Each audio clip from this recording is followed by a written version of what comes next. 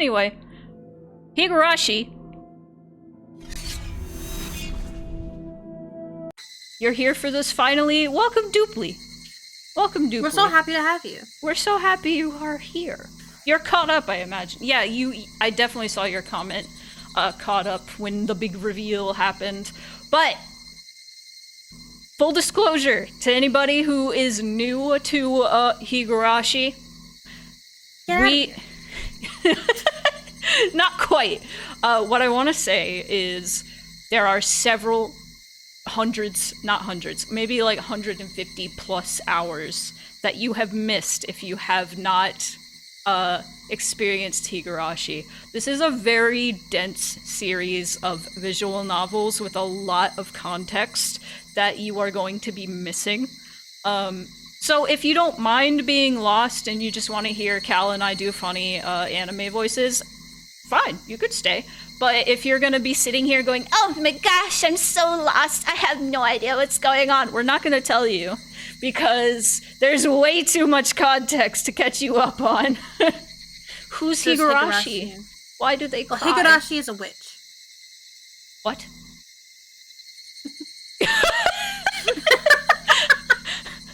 That was so genuine, like, what?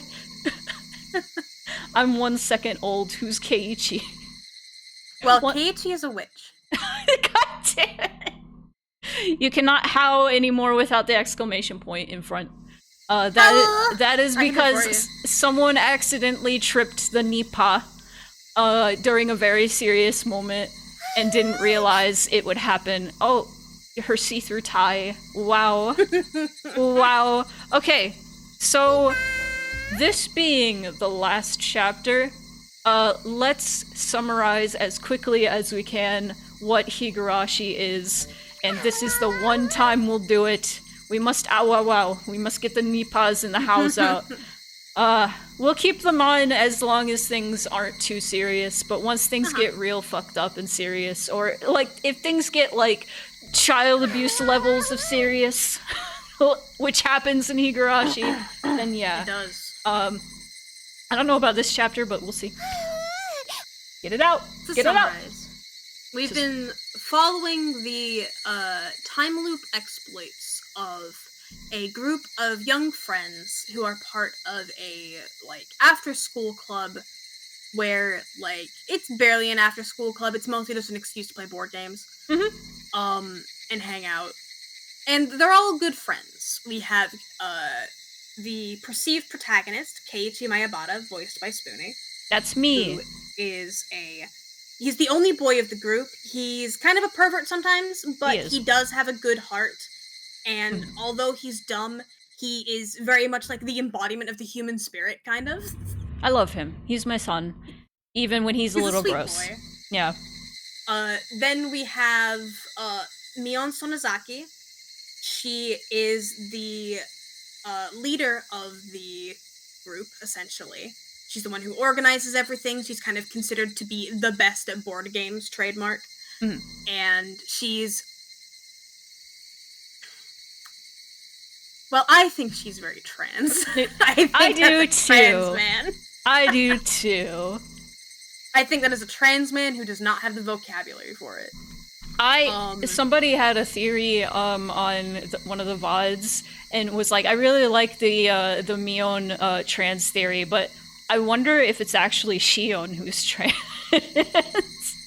Well, you see, they go in either direction. It's true. There's a lot of identical twins that are, like, one of them is trans, I've noticed, in the world. I don't know if that's, like, a thing that should be studied. Anyway, here's Keiichi. Oh, God, he's gone. Never mind. I lost him. Mion Sonozaki is also the heir to what is essentially a Yakuza clan of their town, the Sonozaki family. They tend to have good intentions, but they are very much not,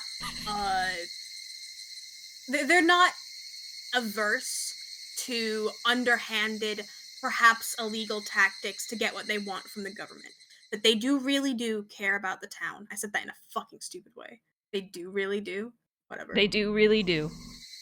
Then we have, Rena Ryugu. She's just the sweet girl of the group. She's just nice. she's nice, and she's, like, perhaps one of the most autistic characters ever written in fiction. Yes. I say one of, but not the most autistic character ever written in fiction, because she's a Umineko. Damn it. I'm sorry. The most autistic character in fiction is Umineko. Keiichi is eluding me. I'm trying to put these characters on screen, but they keep disappearing. Hearing the scare chord in my head every time a Keiichi pops up. Like in Look Outside. Rena is she's a sweet girl. She's very silly. A lot of people tend to think she's kind of airheaded, and in some ways she is, but she's also very sharp. She's very socially intelligent. She's like, come on, Bo. A little bit. And she has a good detective's instinct, and also is predisposed to, Damn it. That was really low res. Yeah. Someday I'll get this right. Someday I'll get this right. Don't worry about it. Sorry, I'm distracting you. And she is predisposed to episodes of, like, psychotic breakdown, essentially. She has some mental illness problems, and we don't judge her for them. Then there is Satoko Hojo, who is one of the two youngest members of the group. She's a little firecracker, honestly. She's very, like, oh ho ho Ojo-sama vibes. And she's a trap master, which means that she basically, like, rigs doors and shit with, like, needles and spines. And everyone's like, haha, oh you, while they're bleeding from the hand. Yep. She's a sweet girl. She is genuinely a little dumb, but, like, as we find out, it's not really her fault. She has been through a lot. Yes. Then we have Rika Furude. It would feel wrong of me to take this explanation from you. That's, like, your girl.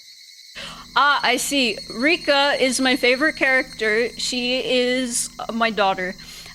She is a young girl, around, like, 11, 12-ish. And she's very quiet, and she's very cute. But here's the thing. Here's the twist in Higurashi, which I think this is a good time to reveal. So every single chapter, we are replaying the same summer. But things are slightly different each time. And the reason being is Rika is... I don't know if possessed is the word.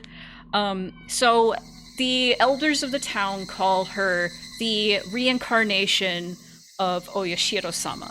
Oyashiro-sama being the deity of Hinamizawa that presides over Hinamizawa, the town that this game takes place. And they're not wrong, because there is a character that only Rika can see, and her name is Hanyu. And she is what the elders think of as Oyashiro-sama. What? If Rika could make her pay rent, she would, yes. Yeah. Rika kinda hates her, but kinda loves her. She's like her sister. And so Hanyu has the power to basically reset the summer. And so Hanyu keeps resetting because Rika dies at the end of every summer, consistently, somehow. And she doesn't know who is killing her. So, to prevent herself from dying, Hanyu keeps reversing time, and she's been doing this so long that Rika has essentially been living hundreds of years. Hi, Rowan. We're spoiling Higurashi for you. I'm sorry. But welcome in. So that is essentially the meat of Higurashi. And I also want to point out, we haven't really had this revealed to us until the last chapter. So the summer was like resetting every chapter, and we didn't know why. And it's pretty important to note that every chapter one of the friends has gone insane and killed everyone. So there's an element to this where people like just tend to go insane and start like not trusting anybody and killing people. There's an explanation for that, actually, and it's kind of crazy. You never heard of Higurashi? There's so many like horror buffs I am finding out have never heard of Higurashi, and it's kind of crazy to me. Higurashi is the reason that visual novels tend to have like secret horror games hidden underneath, or secret paths that make things really dark. Higurashi is the reason for that. It's kind of the blueprint. I'm not gonna lie. It's the blueprint for secret horror games in dating sim / VNs. Yeah, Higurashi is super inspirational, and I honestly, even though I've pretty much spoiled it for you, I think knowing the twist would actually be really interesting to go into Higurashi knowing like what's going on. Because you also don't know all the twists. We haven't even fucking mentioned what a shmion is. Yeah, let's keep that a secret, I guess. we won't even talk about Shion. We won't even talk about that. But yeah, there's a lot of twists, and it's really well done. And also, Vale, since you are a big Silent Hill fan, Silent Hill F's writer wrote Higurashi. That's actually why I started playing Higurashi, is because I heard that, and I was like, okay, clearly I need to become familiar with Ryukishi's writing. And then I was like, I know now. I understand. I know now. Okay, yes, Vale is on the same page now. Awesome. Hooray! Hooray! Can we get this train trundling down the tracks? Should I also remind everybody of Hinamizawa syndrome? Yeah, you can. Let me do that real quick. Hinamizawa syndrome is a thing that the villagers say is Oishiro-sama's punishment to villagers who try to leave. And the thing is, there was evidence that if people tried to leave, they would start having like hallucinations, and they would hallucinate like gross things like maggots in their blood and stuff, and they would have, I think it was their lymph nodes or something, would like swell up. Was it their lymph nodes, or it was like thyroid or something in the neck, and that's why people would like claw out their throats and shit if they left Hinamizawa. So there's scientific reason behind this. There is a like illness or parasite or virus, something inside people in Hinamizawa that they're all infected with, and there's actually a queen that if they're too far away from her, they get those symptoms, and they have vaccines for it, and everybody takes the vaccine, or most people, as far as I know.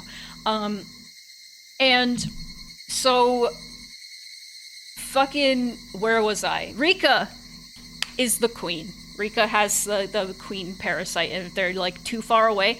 Also, if Rika dies, everybody goes insane. Everybody goes insane. So that's important to know. And so that is why Rika has been getting killed, so everybody can go insane. And the person behind everything, if y'all are getting spoiled because we're going into the final chapter, is this character named Takano. We don't know why she's doing this, but it seems she wants to be playing God, basically, and becoming the new Oyashiro-sama. She has been orchestrating... And you know what? Girl boss. Girl boss. Hashtag girl boss. Feminism. Hashtag feminism. Hi, Axe. Welcome in. So I kind of like skimped over a lot of details with Takano and stuff, but basically there was this curse of Oyashiro-sama that happened like 4 or 5 years in a row, where on the night of Watanagashi, someone would die and someone would be demoned away, quote unquote, is what it was called. And so everybody was like, it's the curse of Oyashiro-sama. It was all orchestrated by this woman named Takano, and I love her. She's so evil. She's the worst. So we don't know why. We don't know why. So that's pretty much our last answer. She was also, like I said, the one who has been killing Rika and making everybody go insane. Our last mystery. Girl, why the fuck are you like this? Our last mystery. And if there's anything else that I missed that is, like, pertinent, important to the story. Nah, if they don't know, fuck them. If they don't know, fuck them! Time loop horror scuff, personal case of media res. I chose a great time to show up. Hi, welcome. You chose a great time to show up. There's a lot of context you're probably going to be missing. Do you want to read this, Cal? I do. I just got super scared because my room just got plunged into darkness, I guess because the sun went behind a cloud. It just got so dark so suddenly. Right when we start. Festival accompanying chapter. The riddle you've been entrusted with solving now finally becomes unraveled. What must be done to stop the chain? And what will happen in the ultimate end? It's a showdown between the conclusion you reached and the one I reached. There is no difficulty. You should understand that now. Mm-hmm. Okay. One more important detail. Where we left off in the last chapter, Rika found out Takano was behind everything, and one by one all her friends and her got killed. And she wanted to remember everything. So she's like, I need to remember this, because she was basically disemboweled while alive and awake. And so, yeah. So she's going to reset everything, like, back a week, probably. And we're gonna fucking try to kill Takano, probably. I don't know. Scorch is playing Power World. They laughed at your joke. They laughed. They liked my joke. I'm happy. Yeah, I love it. Everyone is entitled to happiness. The difficult part is accepting that. Everyone is entitled to happiness. The difficult part is fulfilling that. I, too, am entitled to happiness. The difficult part is working out a compromise. Frederica Berncastel. This is a work of fiction. Any resemblance to actual persons or organizations is entirely coincidental. Do you know why works of fiction have to put that up? Isn't it like a law or something? Mm-hmm. It was caused by a movie back in the day portraying Rasputin, who's a real guy. And they got sued for portraying Rasputin. And they were like, because it was extrapolated and, like, exaggerated and stuff. So, but yeah, that's why. I will take narration if that's okay. Okay, take narration.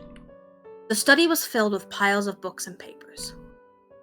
In that study, there was a full-figured old man writing something at his desk in utmost concentration. There was also a little girl sorting out papers on the carpet. She almost looked as though she was playing with them. But the serious expression she was wearing made it clear that she wasn't. Miyoko? I know that's me. I see that Mio in there. Grandpa, I'm done sorting them out. Thank you. Let's see, what happened? Look, there are lots of people with the same symptoms. It's way higher than the national average. That's exactly what I expected. There's an intriguing treatise over here, too. It discusses psychosurgery and civilization. It also predicts the existence of parasites that inhabit the frontal lobe. The frontal lobe is what causes emotions. That's right. Emotions aren't created by the heart. They're just side effects of the chemicals secreted by the organ known as the brain. If parasites capable of acting on that organ did exist and spread to create a colony, then that colony's thoughts would be unified. So are parasites the cause of the spread of ideology? When ideologies clash, is that because different parasites are competing to expand their habitat? That, or to expand religion, to expand national borders, or to expand a race. It's hypothesized that our differing cultural communities and their conflict are the result of parasites influencing human thoughts. There are people in other countries who think the same thing as you, Grandpa. Of course there are. There are countless parasites on this earth, and it's well known that some coexist with their hosts and some control their hosts. We've also discovered plenty of parasites that infect humans. Yet despite that, we adamantly deny the possibility that parasites could infect humans and control their hosts. Even the hypothesis of such a thing. Why do you think that is? Humans aren't special in any way. Because that hypothesis would also mean changing our view to see the spread of ideologies from the perspective of epidemiology. If conflicts in ideology can be resolved through debate, then they're peaceful. But if those conflicts occur epidemically, they become frightening. And if one were to treat bad thoughts or the spread of culture as an epidemic? Think about the Black Plague in Europe during the Middle Ages. A vile infectious disease spread. They forced infected people into hospitals and didn't release them until they completely recovered. Some even died in those hospitals. They burned their corpses. They confiscated and burned everything those patients touched for fear the plague infected it. They even suspected families of infection and forced them into hospitals. So they'd hospitalize healthy people over individual ideas? Replace an idea with a disease. The rest is the same. Patients won't be released until they completely recover. People burn everything that may have been touched by the patient. They force the patient's family to go to the hospital. People are free to think what they will, right? Thoughts aren't pests. If an idea was created by parasites, it would be exactly the same as a plague. In other words, an idea is like an incurable epidemic. So you mean anyone with a different idea is treated like they have a disease? That's right. If we bring this to its logical conclusion, parasites could be responsible for mass murders of people belonging to different races or religions. But this can be seen as justifying genocide. Therefore, talking about parasites in brains has been taboo since the war. What does taboo mean? Quick break, by the way, to say, this is some crazy shit to say to like a 5 or 6-year-old. It really is. I wasn't. I was like trying to gauge like how old she's supposed to be with like the conversation. She's very young here. Okay, I can do an even younger sounding voice. Also, chat. Let us know how like the game sounds in comparison to our voices, and how like if Cal's too loud or too quiet, or if I'm too loud or too quiet. Just let me know. And if you lie, I'll know. And if you lie, I'll know. When I watch the VOD later and I go, damn it! God damn it! Fuck! It means something people shouldn't get involved with. That's why nobody researches these things. Your mix is good. Oh my god, thank you. Oh my god, thank you. I trust you, Rowan, because you do music, so. Nobody even remembers anything about parasites that live in the brain. They assume that parasites which control humans simply don't exist. That's almost funny. How can they prove something doesn't exist? That's just impossible. Thank you, guys. Exactly. Proving that the devil exists is easy. You just have to show him to someone. But you can't prove he doesn't exist. You can't show somebody that something doesn't exist. It's almost as if the parasites in the brain are controlling people so that they can keep their own existence a secret. You're the narration. Me and my grandfather shared a happy laugh together.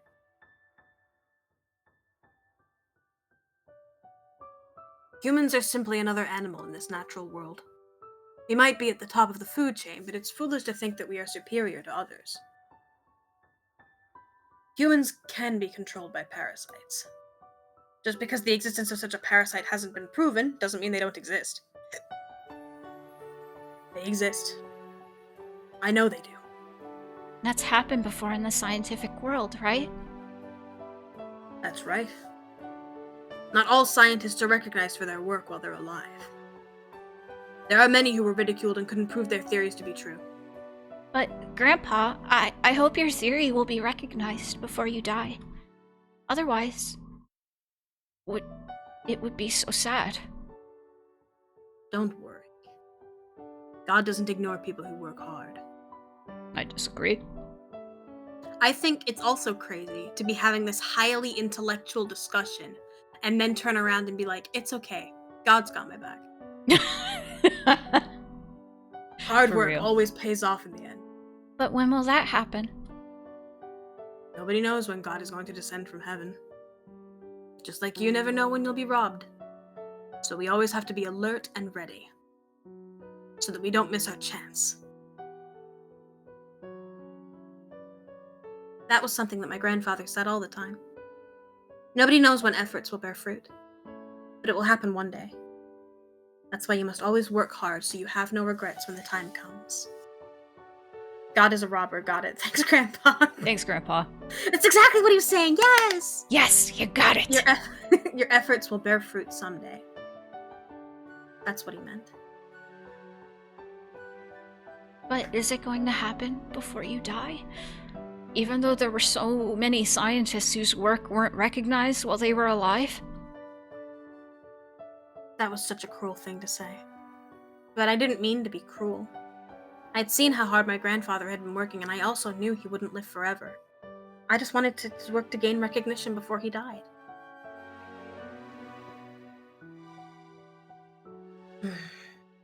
Do you know of the resurrection of Jesus Christ? This is so fucking funny to me. It reminds me of the movie Airplane when the pilot is like, yeah.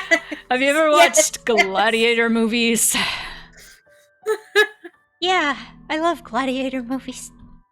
He was crucified and resurrected after 3 days. You told me about it. How do you think Jesus was resurrected?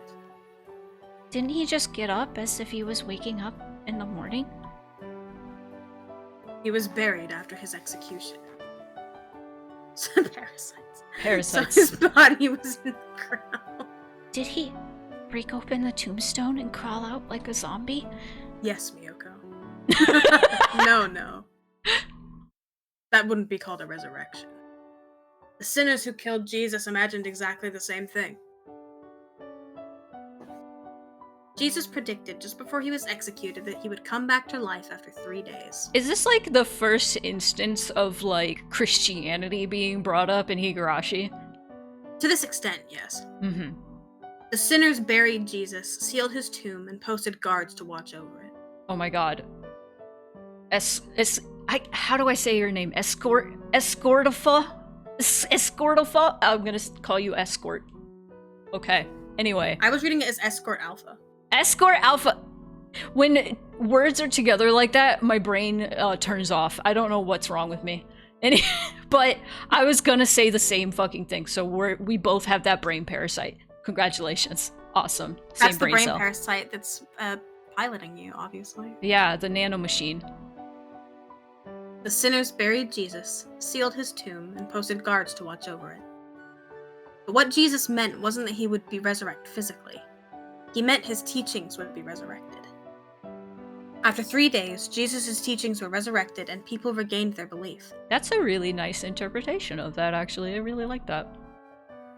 The hearts of those who wanted to be shown the proper way revived his teachings. That's what the resurrection of Jesus is all about. He came back to life in the hearts of his believers. Jesus doesn't exist physically on this earth, but he exists in people's hearts.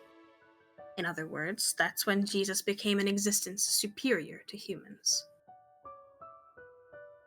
Even if it's after the author's death, as long as his work receives a fair evaluation, it will live again as a great achievement. Even if my body is gone by then, my life will return and receive recognition. Does that mean you'll become a god? Just like Jesus did? Indeed.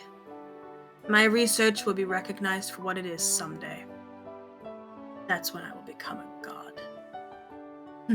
That's why I'm not in no rush to achieve that recognition. I don't know when that day will come. God doesn't know that either. But the day will come. That's why I need to continue to work as hard as I can. Are they supposed to be like traditional Christians, or is he just talking about like Jesus Christ as like to back up his science? I think I've always interpreted it that he is a bit of an evangelist, a little bit. Okay. And she kind of like picked that up from him. Because I don't know many Christians who are like, I will become God. Wow. No, he's just weird. Just pretty weird. Yeah. It was very sad to hear my grandfather say that his life would end one day. He wasn't ill, and he didn't only have a few years left to live. But set next to the average lifespan, his remaining years didn't look like much.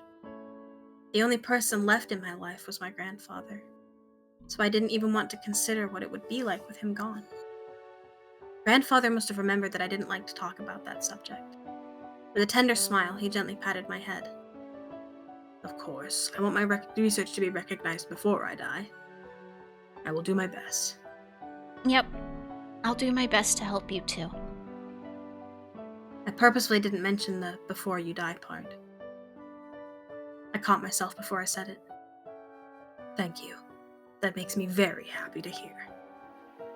Grandfather smiled in satisfaction. His research wasn't exactly outrageous. He wasn't trying to uncover the mysteries of the universe.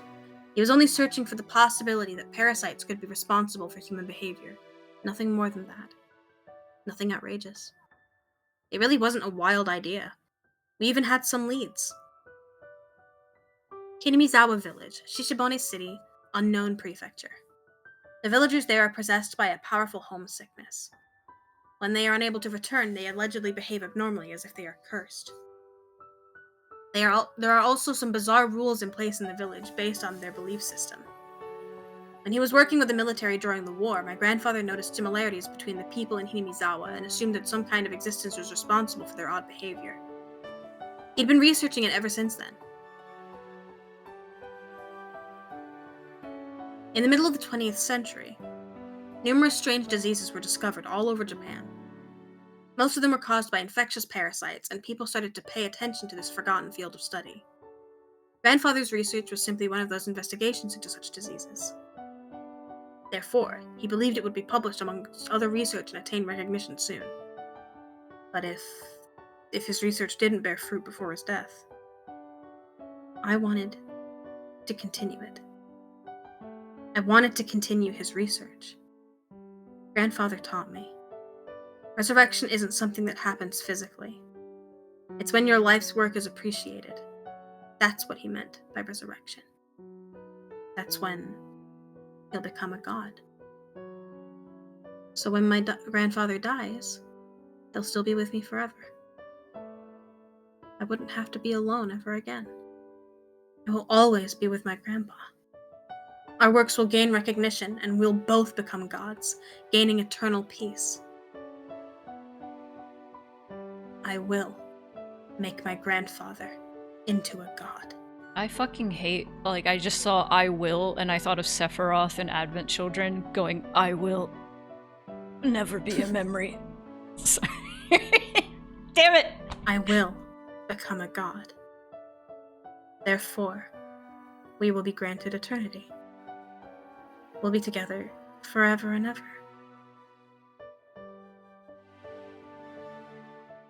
I will never be a memory.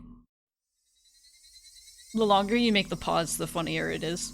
Your turn. Your turn for narration. Your turn. My turn? Okay, who's narrating? Is it... I think it's still Mia. Okay. I was looking at the key on the keychain. The key was labeled henhouse. But the lock Eriko was trying to open didn't belong to that door. Should have opened effortlessly. At least that's what was supposed to happen. But it didn't open. I noticed beads of sweat forming on Eriko's forehead. She was the one who came up with this idea. Eriko was starting to panic. The rest of us started to panic too. Am I still a baby? This only opens, a little bit older. This only opens the hen house. Let's stop. Let's go back. Shush. We were supposed to be cleaning out the hen house. They found us back here. They found out why we were here and why we were trying to open up the lock to the back door, and all four of us were sure to be sentenced to Splayed Piggy. What is that? Don't panic, Eriko. That key opens this lock, right? You already tried it, right? Will you shut up for a minute? This is the right key. It's just hard to open, that's all. She was almost shrieking. Our hearts were pounding loudly. It was as though the sound of our heartbeats were echoing throughout the hallway. And at that point, we heard footsteps that didn't belong to a child. Shh! Somebody is coming. The three of us held our breath, but Eriko didn't hear it. She kept fussing with the lock and the key, as if everything would be okay and if she could just open the lock. Eriko, somebody is coming! Be quiet! I know this is the right key! I'm not dreaming! I already tried and it opened! Come on, why isn't this working? When this lock is open, we can be happy and we can say goodbye to this hell! Eriko, someone's coming! It's the title screen! Fuck! Oh, that fuck echoed through my apartment. Okay, is this still me? I imagine it's still me. My father and mother died. I don't know exactly how old they were. I was too young to remember. They went shopping without me, and that must be why they were punished. It was a train accident. What a terrible disaster. A lot of people died in that incident. But maybe my father was one of the lucky ones. He was still alive when he arrived at the hospital, so he was able to share his final words with me. My mother died instantly. Daddy, Daddy, Daddy, Daddy, Daddy, Daddy! I didn't want to admit that this person I could hardly recognize was my father. As I called out to him, I hoped that it was someone else instead. But, unfortunately, it was my father.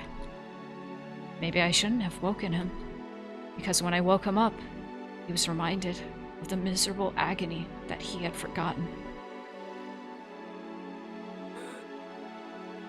Daddy! Daddy!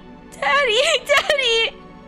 He tried to move his right arm so he could pat my head, but his arm was wrapped in bandages, and his hand was no longer there. I couldn't find his hand anywhere on the bed. I only had scary memories of his right hand. Its main job was to slap me when I did something bad, but I never wished it to be gone. Besides, that hand also patted my head, even though that only happened a few times. It was a big, warm hand, and it stroked my head very gently. But no matter what good deeds I did, he could no longer rub my head. No, his hand was the least of his worries. He had to go into emergency surgery. The doctors already warned me that the chance of him surviving was very low. That was why I was allowed to see him, regardless of his condition.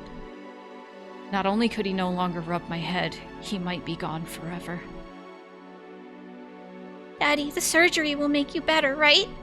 Daddy, you'll get better, right? Right?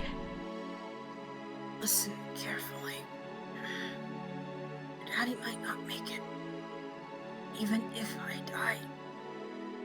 You have to be strong, okay? No, you'll get better! The doctor is going to make you better, so you're not going to die. He was a stubborn and old-fashioned father. He believed endurance was a virtue, and he never complained about anything. That was why I couldn't believe he actually said he might not make it. I tried desperately to deny his words, but even that wish wouldn't prolong his life.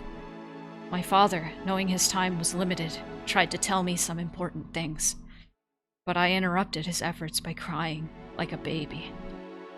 I just wanted him to slap me, just like he used to do every time I cried like a baby, but he would never slap me again. Listen, your mother and I both lost all of our family in the war, so after I'm dead, there won't be anyone left to take care of you. He didn't need to tell me that. My parents used to tell me that all the time, so I was aware of that fact. In other words, my father was the only relative I had left in this entire world.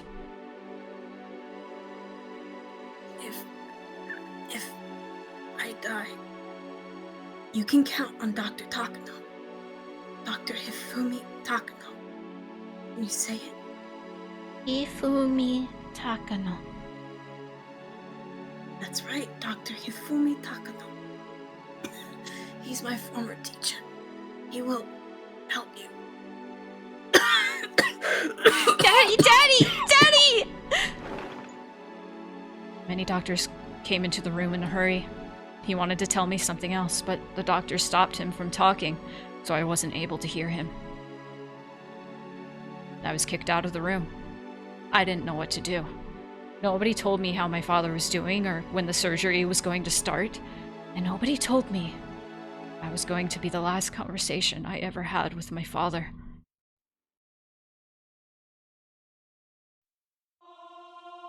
I think I asked people at the government office about Dr. Takano. They'd ask me if I knew his phone number. I said I didn't. Then they didn't ask me anything further.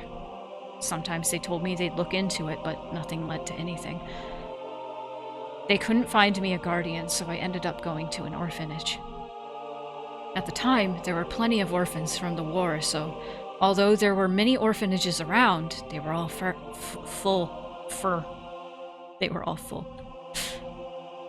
There were also some orphanages run by civilians. I was sent to one of those civilian orphanages. There was no profit to be had in taking in an orphan in the first place. So I thought those civilians who were running orphanages must have been very good people. I was sure they hoped that the children would grow in this loving environment and enter into society with a sense of gratitude. But reality isn't so kind. How many children in this world can actually express their gratitude towards their parents in the first place? Children are supposed to be nurtured by their parents' love. Therefore, when that environment is destroyed, their hearts are wounded.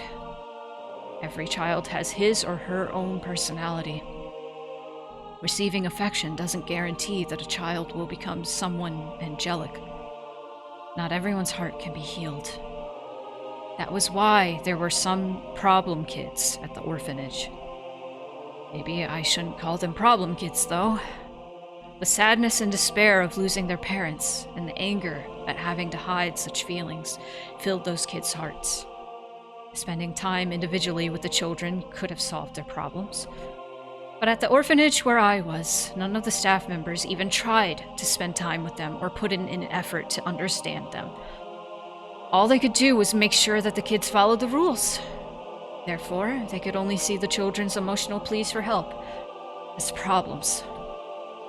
In this world, nobody expresses love without expecting something in return. The person who founded that orphanage was expecting something in return as well. He wanted the children to appreciate him.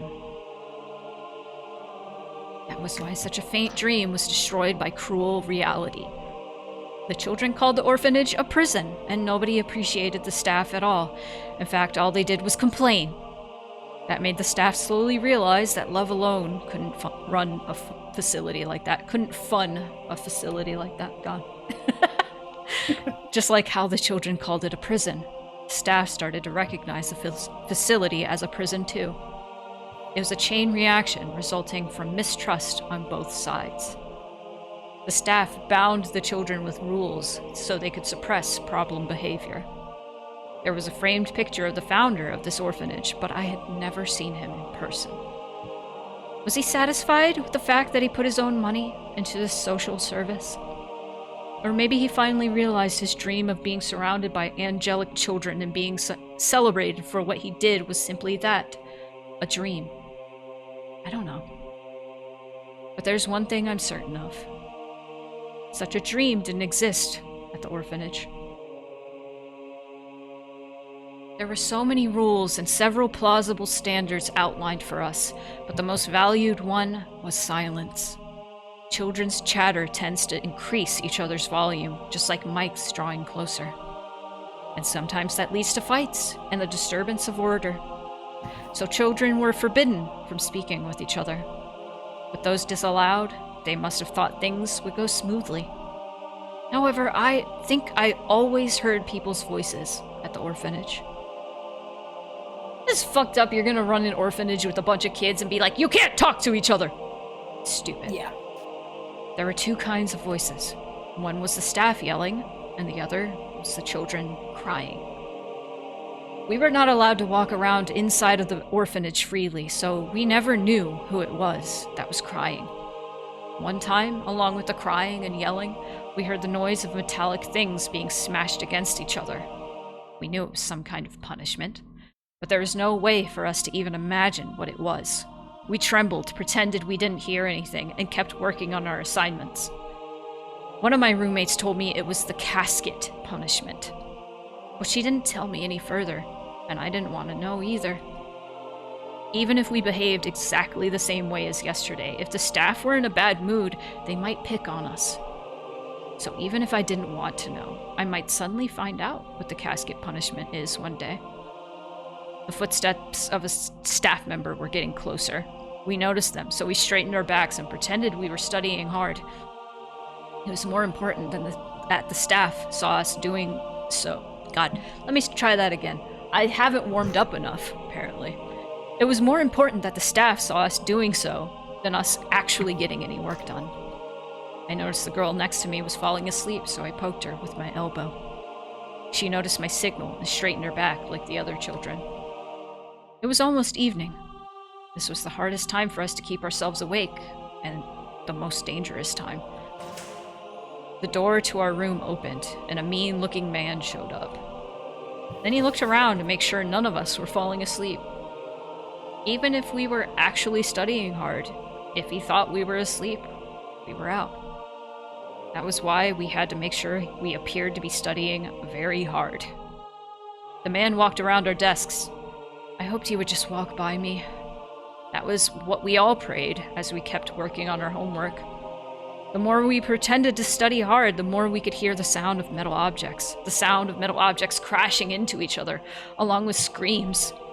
We couldn't even imagine what the poor subject of that punishment was going through. Maybe there was something even worse than the casket punishment.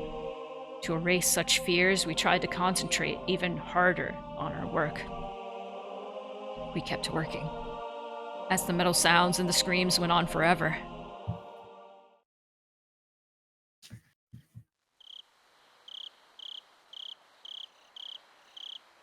The moon. The only time we were allowed to exchange words with our roommates was right after turning the lights off to go to bed. Being located in the middle of the mountains, the orphanage was very quiet at night. After making sure the staff members were far enough from our room, we enjoyed talking amongst ourselves. That was the only leisure time allowed to us. Though it wasn't anything nice like enjoying pleasant conversation. Why? Because we mostly talked about others behind their backs. We spoke of things like, that member of staff is only strict or unfair or malicious towards this person, and so on. We just repeated those topics forever until someone couldn't keep themselves awake anymore. We even discussed how we could get back at the staff. We took revenge on all of them in our imagination. Some kids even started to cry when talking about it, difficult as it was for us. Although the subjects we spoke of were negative, talking about them was the only way to vent our frustration, and even though we felt despair about tomorrow, we were able to fall asleep. But sometimes a different subject popped up. It was about the Yuri Gauka House of Love and Mercy on the other side of the river. Have we heard of the Yuri Gauka House of Love and Mercy? No, I don't believe so. Okay. I was curious if it was the place that the school that Shion went to, but I don't think it is. That was St. Lucia. That's right. There was Catholicism mentioned earlier. Yes. Because that was a Catholic school. I remember now. Okay. Who is this? Yeah. That's you. Over there, I hear they get not only nap time, but snack time too. Plus, their president's a very nice person. The House of Love and Mercy was a privately run orphanage, just like the one I was at, but it was a very kind facility, unlike ours. It seemed like a fantasy land compared to our current environment. A few years before, when this place was a lot worse, a few children tried to escape. It was hard to believe. There was a time when this orphanage was even worse to live at. Supposedly, 3 or 4 people tried to escape. I don't know the exact number, though. They headed to the House of Love and Mercy. I keep almost saying House of Leaves, and I'm like, oh. The House of Leaves and Mercy. The House of Leaves and Mercy. Their escape was a success, except for one unlucky child. They were able to get to the property of the House of Love and Mercy. I guess the staff couldn't follow them into the other orphanage's property. In other words, the other facility's property had to be out of their jurisdiction. The staff were frustrated that kids got away from them, and they dragged the one they caught back here. Still stuck on liminal spaces? Yeah. Everyone go watch that video. Thanks! I'm sure they wanted to bring back the others who got away from them, too. I'm certain the staff were determined not to let a single one escape. It was easy to see that determination in the obstinate way they locked the place up after that event. But they were never able to bring back the ones that got away. No matter how much the staff were mortified, they couldn't reclaim the children and punish them. In other words, if you can make it to the House of Love and Mercy, then you could escape the evil clutches of this hell.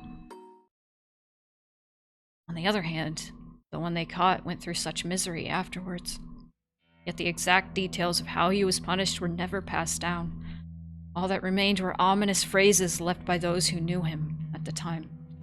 Ad incoming. Uh-oh. Drowned ducky. The mashed caterpillar. The splayed piggy. I snooze it. Thank you. I can't even imagine what kind of punishments they were. The only thing I can say is that those punishments were supposed to be far more harsh than the casket punishment, which was the most cruel punishment I knew at the time. I can only imagine how horrible those punishments were from their ominous names. After that, the captured kid's wish came true, and he was able to leave the orphanage. Was he able to leave this orphanage safely and enjoy his freedom while breathing in fresh air under the blue sky? Well, according to the rumors, that wasn't what happened at all. While he was playing in the boiler room, he slipped and fell, injured his brain, and died. The children were instructed not to go into the boiler room after that incident. Everyone knew the boiler room was always locked. So everyone knew he was killed. And not just that, he was killed after being tortured. He was killed to teach the other children that they would face hell on earth if they tried to escape. Yet those who faced that risk and made it out obtained ordinary, average lives full of love and mercy's namesake, which were far better conditions than we lived in here. Was that a gift sub? Thank you. Thank you. We appreciate that. Maybe the House of Love and Mercy was really heaven. Maybe all the orphanages are pretty much the same. But compared to my orphanage, I bet anything else would have been better. Even if someone escaped successfully, the police would catch him. Then he'd be sent back to the orphanage, which would be pretty much the same as being killed. However, if he could reach House of Love and Mercy, they'd take him in. They wouldn't send him back. By talking about escaping to the House of Love and Mercy, we were trying to forget how cruel reality was to us. Then one day, the leader of our group, Eriko, said to us quietly, Would you try to escape if you had the chance to? If you had the chance to change your fate, would you? Who didn't want to escape from here? It was a rather foolish question. But that wasn't what she meant. If there was a chance to escape, would you take that chance? Knowing what you had to go through if you got caught? That was what she meant. Not one of us could answer immediately. If the previous escape incident was a total success, then we might have thought differently.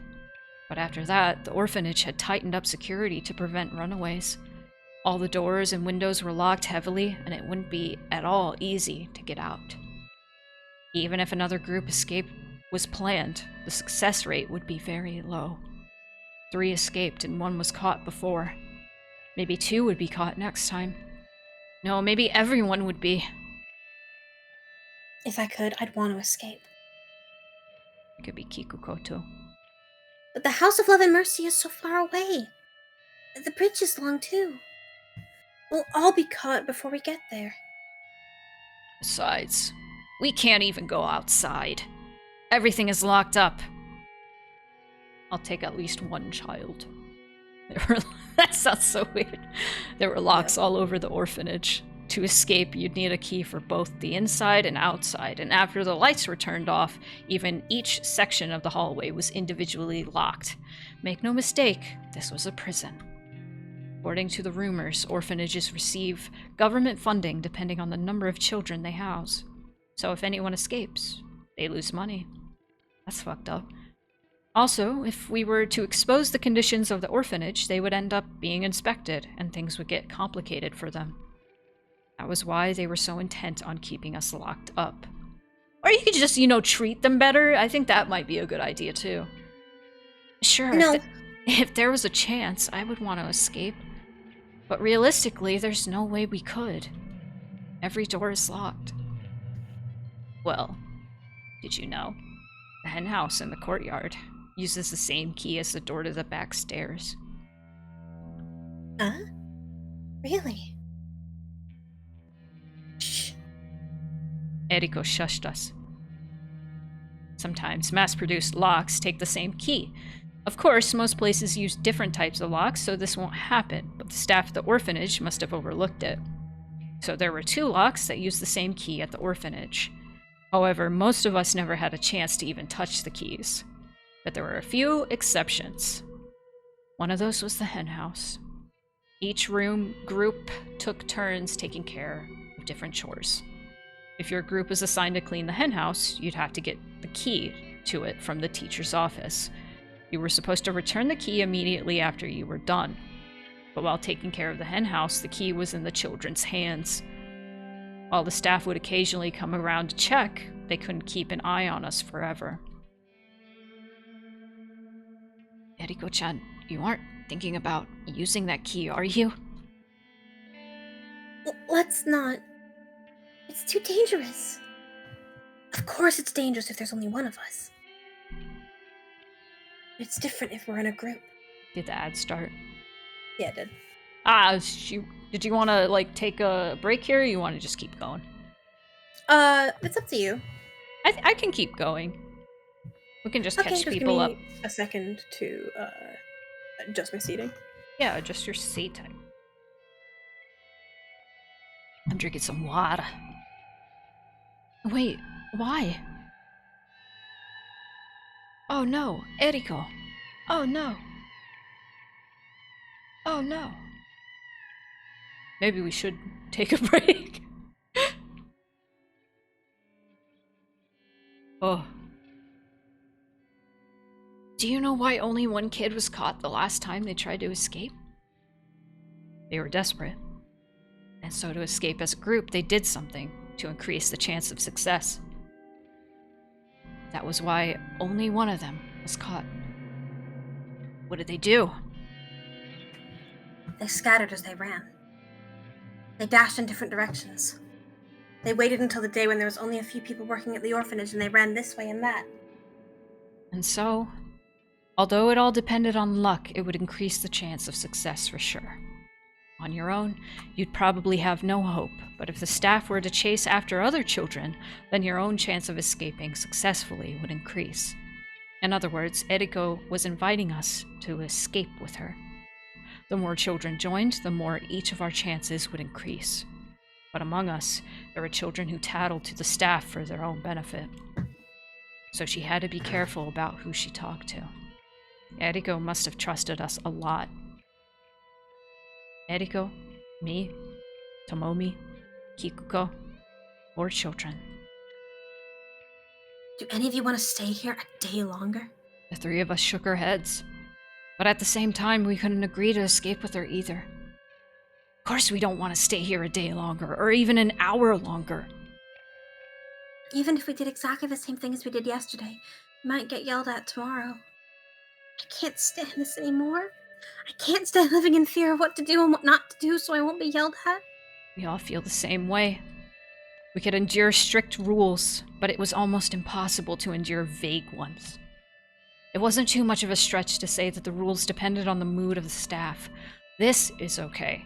That isn't okay. Such borderline rules changed daily.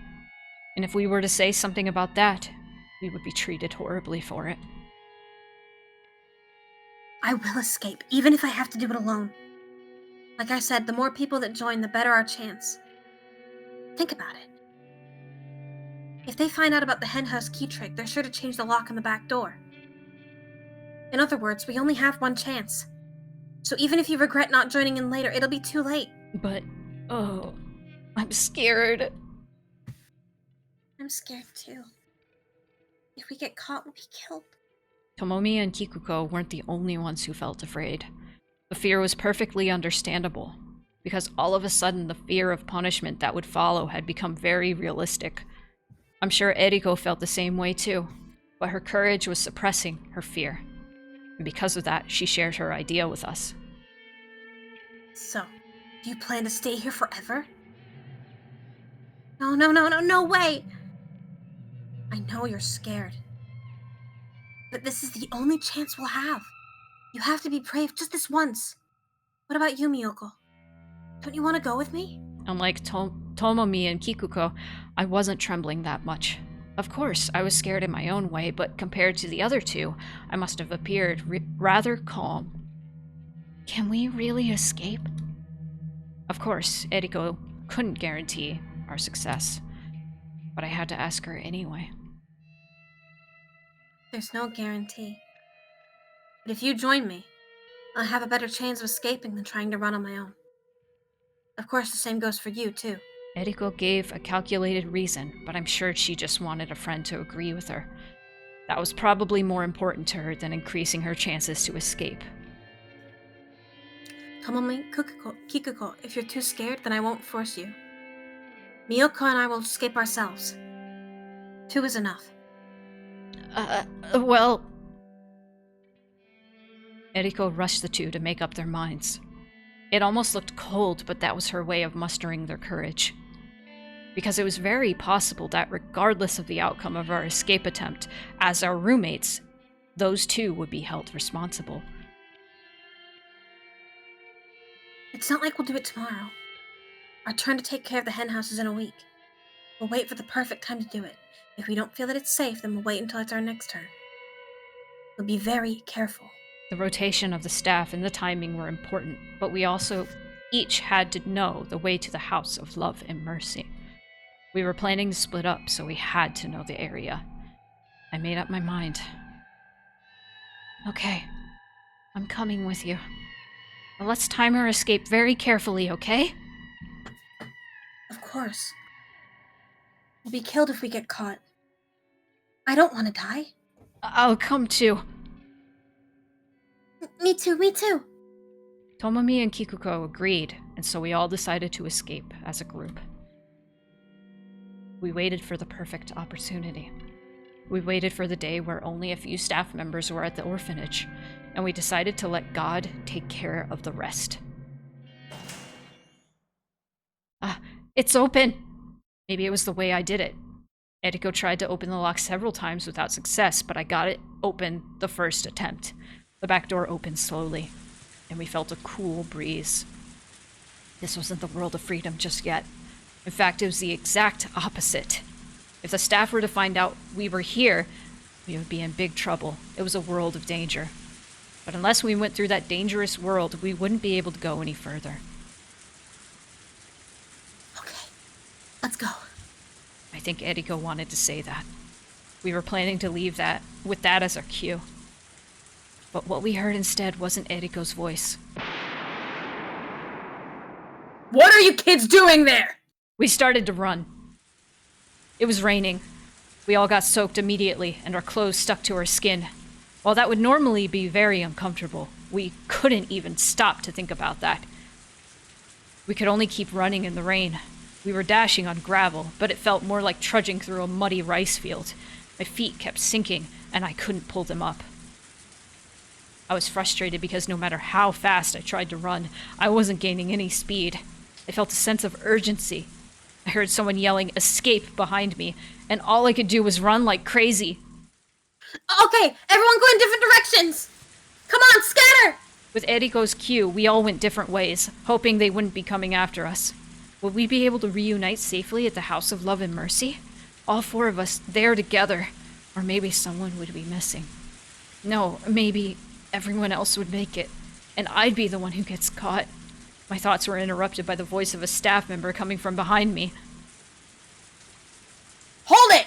Wait, hold it right there! The staff members should have numbered fewer than us, so if I was lucky, they wouldn't be coming after me. Praying that the staff voices I heard in the distance weren't after me, I looked back for a moment. If I had time to turn around, why didn't I take another step forward? Why didn't I try to escape further? As I turned around, I felt a huge hand cover my face. Its pinky finger slipped into my open mouth. Oh.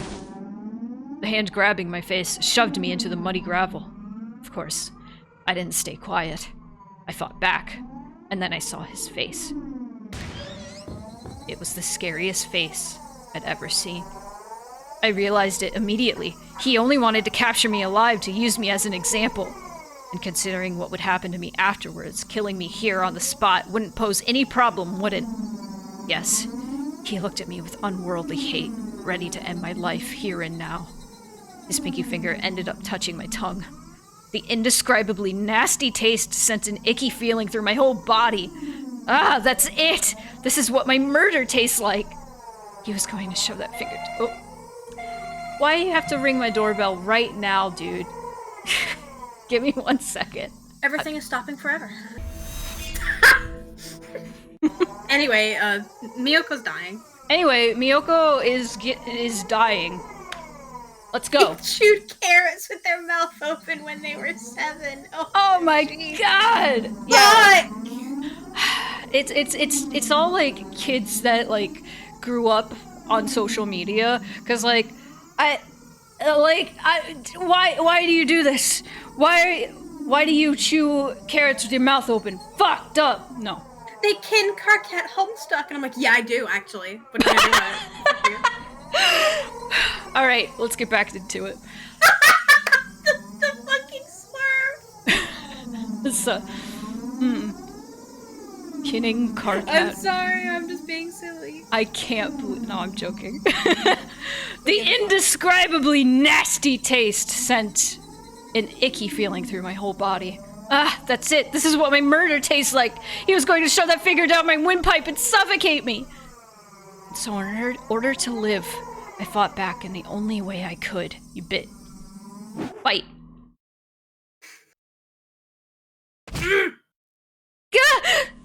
Something warm filled my mouth. Oh no. It felt like swallowing blood after a nosebleed. I spit it from my mouth and ran without turning around, leaving behind the staff member clutching his pinky finger. You little shit! Damn you, I'll kill you! I heard his roars echoing behind me. It wasn't a man that was after me. It was a beast. He had no interest in capturing me. His only goal was to see me dead. My shoes had slipped off. They weren't sneakers, so they came off easily while I was running like mad. My bare feet struck the gravel over and over. Ouch, ouch, ouch. It was painful, but I didn't care. Because if I stopped, I knew what would happen to me.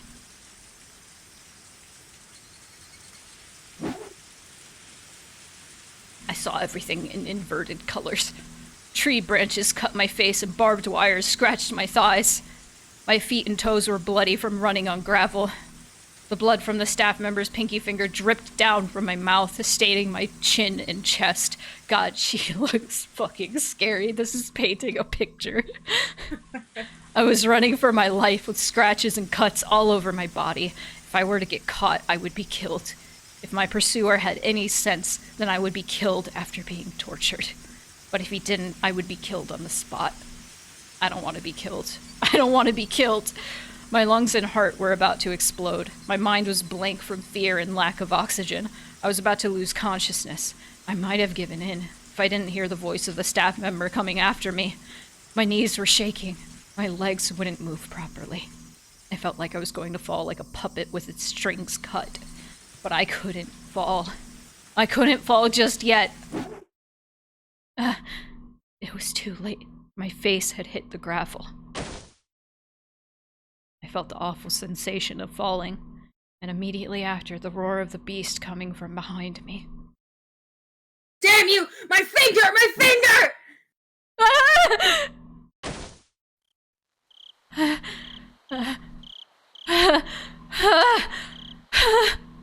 Must have hit my thigh against the steering wheel when I jumped. I can feel the throbbing pain delayed slightly. I'm sweating all over. I wiped the sweat on my forehead and put my hand on my chest, only then realizing how fast my heart was beating. I rubbed my thigh. I rubbed it in a straight line. I was not where I hit the steering wheel. But I feel like this is where it hurts. I can't see a scary beast in the moonlit car. I have my shoes on, and I'm not covered in blood. My toes are fine, too. Someone knocked on the window, startling me. Major. Hi. Oh, thank you. I wanted to take a nap, so I told him to come wake me up in an hour. Maybe an hour was too long. Too long a nap actually makes you tired. I put my seat back up and got out of the car. The cool breeze feels good on my skin. I only see the moon. There's nothing else to see on this mountain trail. My car and a command vehicle disguised as a trailer are parked on the side of the street. I can still feel that bad taste in my mouth. I spat it out on the side of the street, but even that couldn't get rid of it. The taste of blood, saliva, and rain. Sweat from my forehead and raindrops got into my mouth, but I couldn't swallow, so I ended up drooling. That sensation around my lips brought back memories, and I tried to wipe my mouth.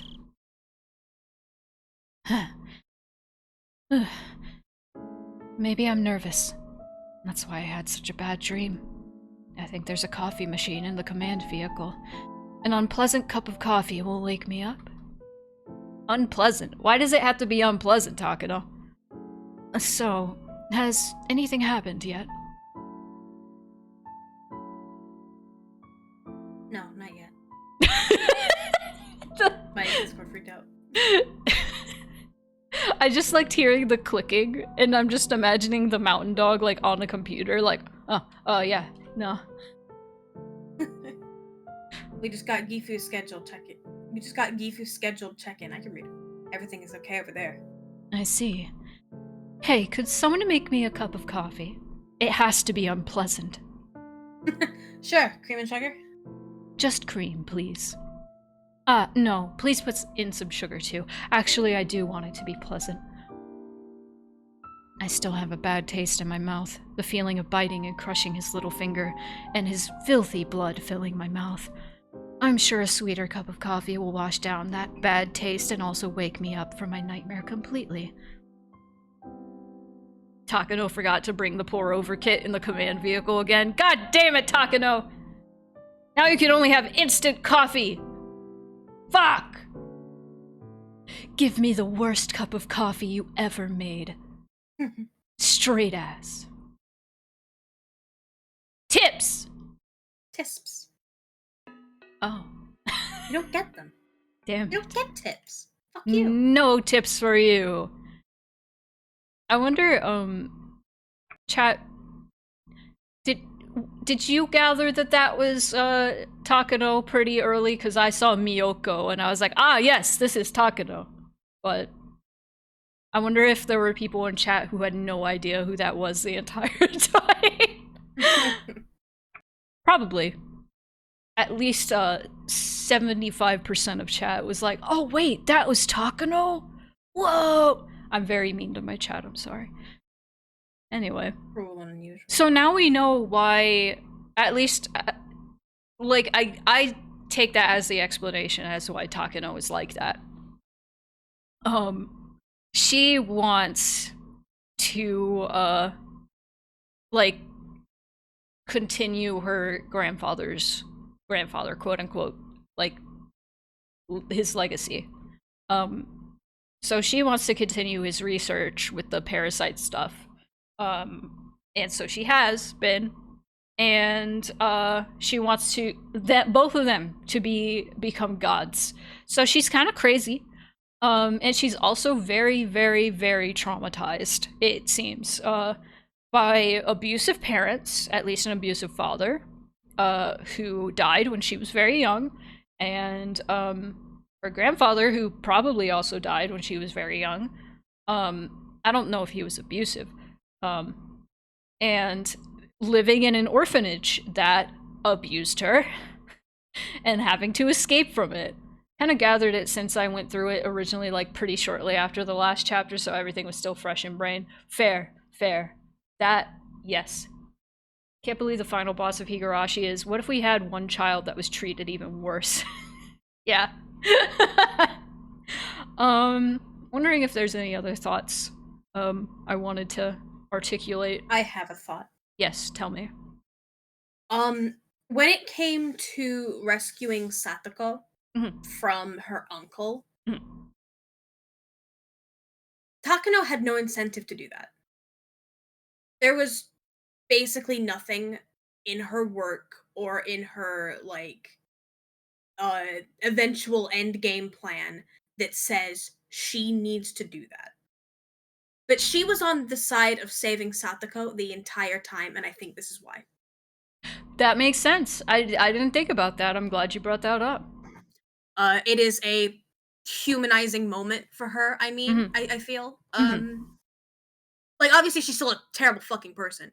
Yeah, but no, like, her trauma, it like, explains why she's like that, but it does not justify why she is like that at all.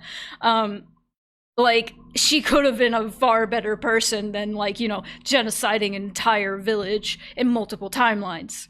Like, come on, man. Girl, we gotta get it together. Hashtag girl boss. No. But, like, she has no incentive to do that beyond the idea that she wants to help this little girl who was scared in the same way that she was. And she's also, like, treating her for the, Inamizawa syndrome. And, like, that's part of her research and everything, but, like, she doesn't have to treat her so kind. She doesn't have to, like, be a confidant for her. Yeah.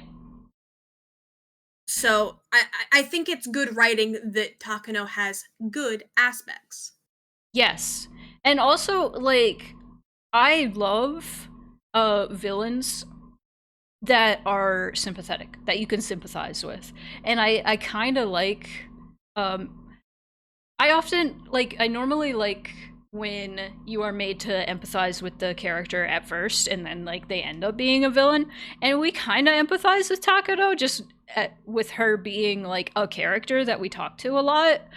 But I like this approach of revealing her as the main villain and then making you empathize with her. Yes. Like, it's like, that's very conflicting emotions I have. Oh, here's this bitch that you hate her? Well, look at how she was abused. What now?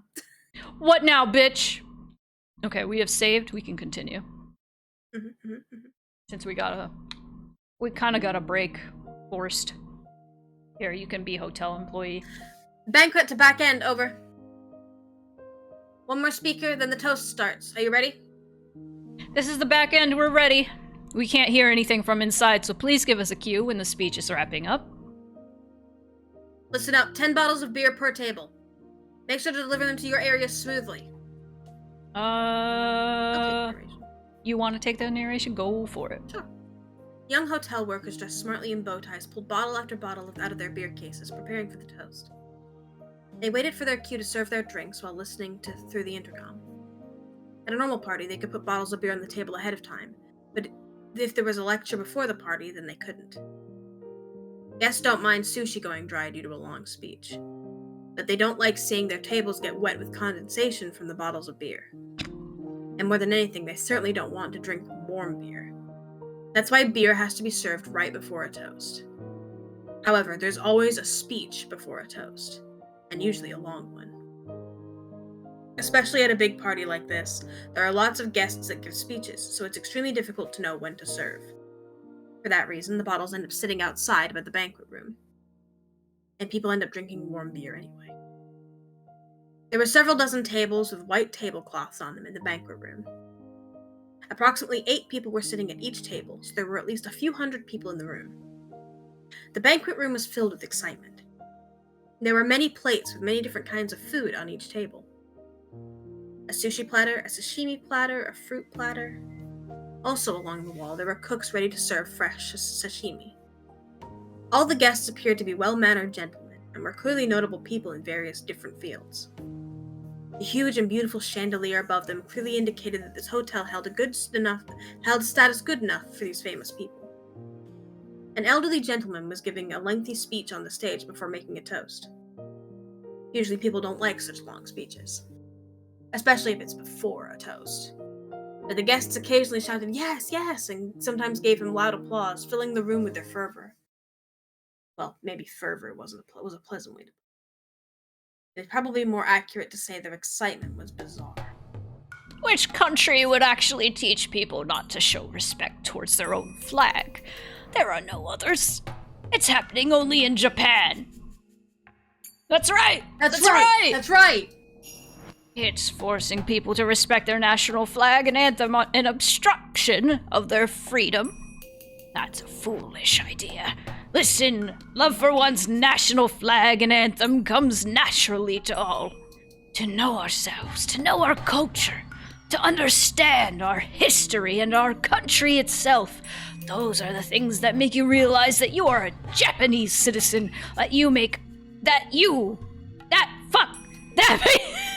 I like to imagine this is actually how the speech is being given. That make you understand the part you play as a citizen of this country. And the feeling you get from that is love towards your own country. Nationalism is a poison, yeah. However, those anti-Japan teachers are proclaiming that it's militaristic and brainwashing. It is. Those stupid claims are wrong. What are those people doing anyway? They're teaching our children to hate being Japanese. They're the ones brainwashing them with this self-destructive education. They are teaching our children that Japan should be ashamed of itself, and that they should be ashamed of being Japanese. If they weren't talking about Japan and Japanese, I'd be giving this character a country accent, because this is replace the words with American in America, and I hear this shit all the time, make it ashamed of being American. Forget who you are and deny your country. That's what they're teaching them.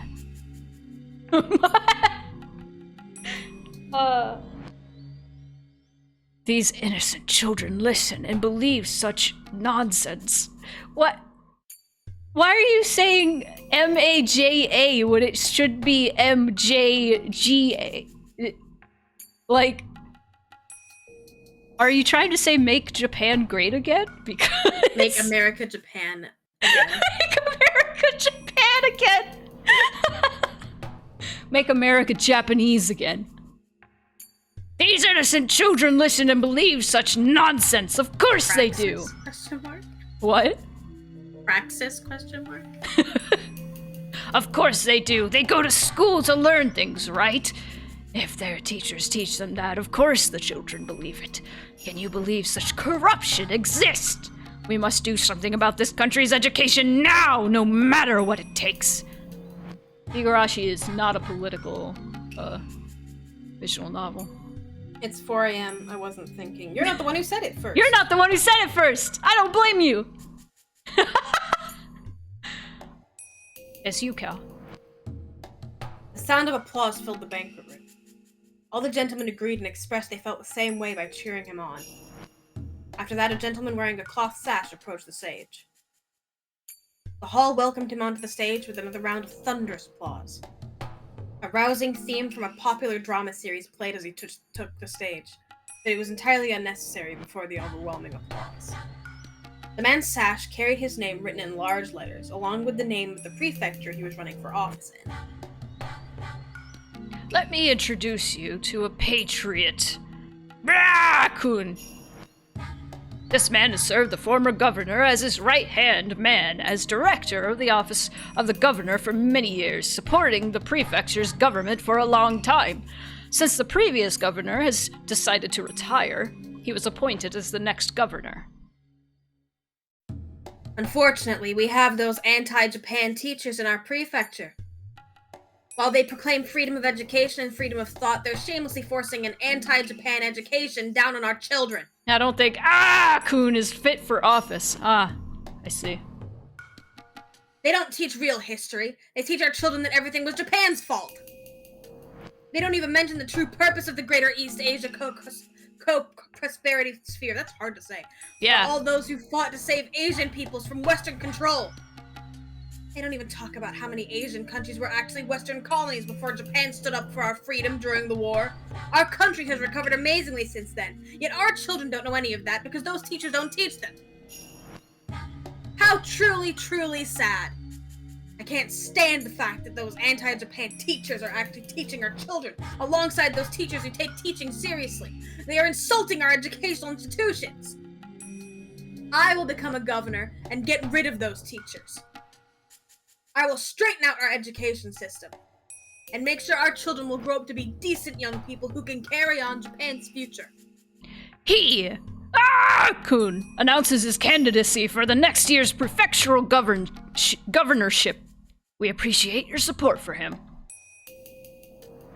I promise, I will straighten out Japan's education system. Thank you for your support. Again, the banquet room filled with applause. The members receiving a standing ovation. I need to explain a bit about this banquet before you misunderstand. It wasn't the conference of a political association or a lecture by a political candidate. It was hard to believe, but this was nothing more than a meeting of a college's alumni association. Everyone should be familiar with what those are. Whether it's elementary school, junior high, high school, or college. Once you graduate from one of those, you normally belong to an organization of alumni. You receive invitations for reunions where you enjoy talking about the good old days. However, there are many different types of such organizations. Some are simple, and some are united with much tighter bonds. And once an organization becomes united with those tight bonds, it's no longer a simple organization of alumni. Rather, it becomes a significant faction known as an alma mater clique. In Japanese society, it's traditional for graduates to form tighter bonds that go beyond the level of an organization. Also, the more superior the alma mater, the stronger that tendency tends to hold true. The Imperial University, one of the best universities in the country, is famous for the deep bonds its graduates form. Why do superior people like to bond? It may be because they take pride in being superior. But more than that, maintaining connections is the most significant reason. All Imperial University graduates are elites in their respective fields. They are likely to succeed and become important people. When they do, the unity of their alumni association gains immeasurable meaning. In fact, even today, the Imperial University graduates maintain their tight academic clique, and they hold great influence throughout many different fields. They interact with other universities as well, so the graduates' bonds are extremely tight even today. Additionally, while Imperial University usually refers to the University of Tokyo, sometimes it's used to mean all 7 major universities in Japan. They are located in Tokyo, Kyoto, Tohoku, Kyushu, Hokkaido, Osaka, and Nagoya. They are all great schools. There happens to be an organization of alumni that includes all of those 7 universities. The elderly gentlemen in this banquet room were each from those organizations. However, not every graduate would get an invitation here automatically. It is a society of select gentlemen, and in order to become a member, one must first fulfill several conditions, such as a recommendation from an existing member, contribution to the society, possession of status, and so forth. Therefore, all of the members are important people from different fields, and obviously the power of this organization is of a political nature. But there's one more very important criterion one has to meet to join. Strong patriotism. A heart that longs to contribute to Japan in its rebirth. As a result, this organization has become extremely nationalistic. Up on the stage, the candidate for the prefectural governorship was still talking passionately. And among those elderly gentlemen in the crowd, Takano can be found. Takano seemed used to this kind of conference and seemed unsurprised at anything that was said. But at the same time, she looked rather fed up with it. As she was in attendance, she must have been one of their members, which meant she possessed not only an extremely excellent academic background, but that the older gentleman here had acknowledged her equivalent contributions to society, and that she possessed strong patriotism. However, her academic background was the only qualification she had met to join. She was only able to join as a special case because of her connections. She didn't even hold prejudiced ideas like the other members did. So why was she here today? Probably because of the same reason as the man giving a speech up on stage. The man on the stage didn't actually have prejudiced ideas, much like Takano. He only prepared a speech that he knew the guests would like. Politicians only want votes. Each and every person has a vote, but appealing to each one of them takes too long. So the most efficient way is to appeal to organizations with a unified idea and a unified will. In other words, this man was giving this speech so he can garner support from those powerful people. The elderly gentlemen in the banquet room will then do their best to support him, since he appears to share their ideals. They can offer many different kinds of expediency, support, and assistance. To an outrageous degree, I might add. If the day's events continued in the same way, the organization would likely decide to officially support him. It will probably give him a great deal of financial aid. They'll assist him in different ways as well. Of course, the man on the stage won't be the only one gaining something. When he wins the election and becomes a governor next year, the organization will welcome the governor as a new member and gain even more political influence. And eventually, the organization will become so powerful that nobody can ignore it. Those of you reading this right now probably get the sense that they're no mere alumni association. You'd be absolutely right. After reaching this level, they were a fine syndicate. No, it would be a secret society if the group wasn't so open about its activities. Now, I'm sure some of you readers are brushing this off thinking there's no way such a suspicious organization could exist in Japan. But everything I've explained is entirely true. There are several such influential groups and organizations within our society, and you need to understand that they hold powerful political clout and influence our national policies. Some are alma mater cliques like the one I've described above. Others are scientific societies serving different parties, industrial groups, advisory committees, religious organizations, and community service groups, and so forth. Also, there are right wings and left wings, the hawk and the dove. I won't go listing their specific names here. This is Ryukishi, talking to us directly. It's so funny. Yet, you've probably read them every now and then in your average newspaper. In Japan, the terms for such forces aren't very common. Most of you readers probably think of a suspicious organization wearing white hoods, and you hear the phrase secret society and you laugh it off. Mm-hmm. Unfortunately, that's a huge mistake. In America, where there's far more territory and citizens, there's way more groups like that. Mm-hmm. And they possess such vast influence that ignoring them is impossible. So the terms they use for such forces doesn't apply to those on the scale of this syndicate. Sometimes people say that such groups have more power than the White House, and they are referred to as the shadow government. God. What is wrong with people who say Higurashi is not political? There's nothing political about it. It's about kids killing each other. Meanwhile, Miyakishi is leaning through the screen like, you have to be wary! You have to wake up! Wake up! Woke Ryukishi moments. Even here in Japan, we had a shadow government before the war, our Zaibatsu.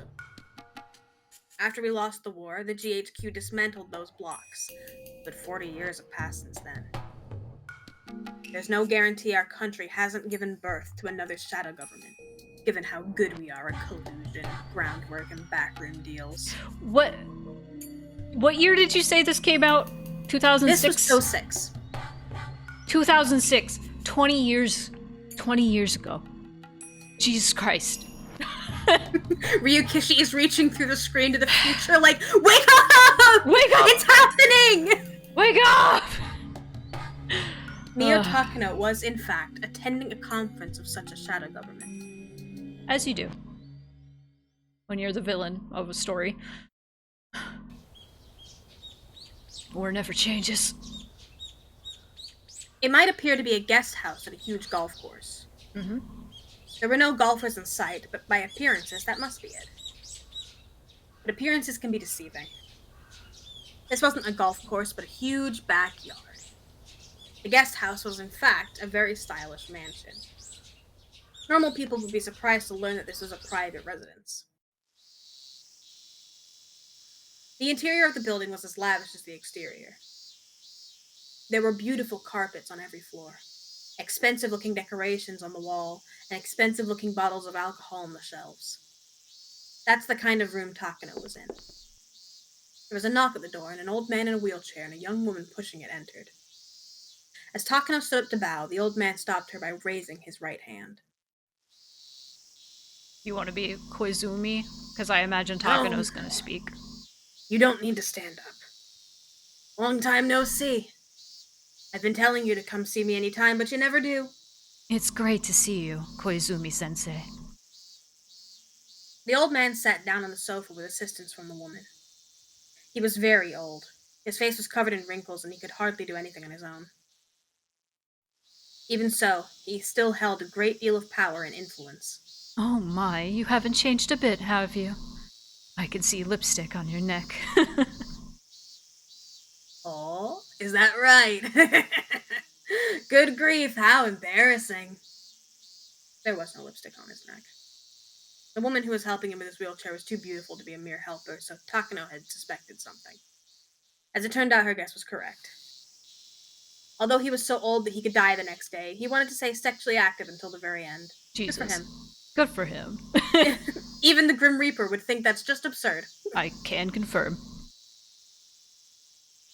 Yo-chan, you've become quite beautiful yourself.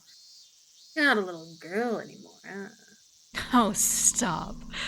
If you really think that way, why did you try to touch my bottom, What have you got to lose from having an old guy like me touch your butt? Oh, the terrible things to say. Oh boy, Higurashi, I've missed you.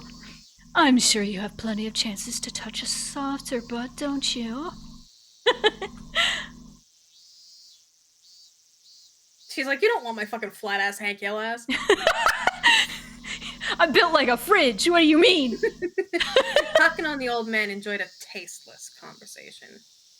They had clearly known each other a long time and were very close. The young woman came back in to serve tea. After she left, the old man started to speak. Anyway, I'm so proud of you, Mio-chan. I'm sure your grandfather in heaven is proud of you too. I hope so. But I'm not even close to approaching the level of my grandfather's great work. Takano-kun was unlucky in many different ways. The era he lived in a different era. I'm sure he would have finished his research. But he lived in that era, and, ironically, that was why he noticed the existence of the Hinamizawa syndrome. The world today is in the nuclear era, with America and the Soviet Union glaring at each other over mounds of nuclear stockpiles. It takes nukes to have authority as a major power. Yet we forever abandoned our nukes thanks to our 3 anti-nuclear principles. In this age, we are now a nation without nukes. How deplorable. In the middle of the 20th century, despite rising tensions between East and West, there was a temporary peace known as the Cold War, brought about by a balance of nuclear weapons pointed at one another. Permanent memberships in the United Nations were not monopolized by nations with nuclear arms. They secured their predominance with nuclear weapons, bound the world with nuclear non-proliferation treaties, and eternally banning non-nuclear nations from the world stage.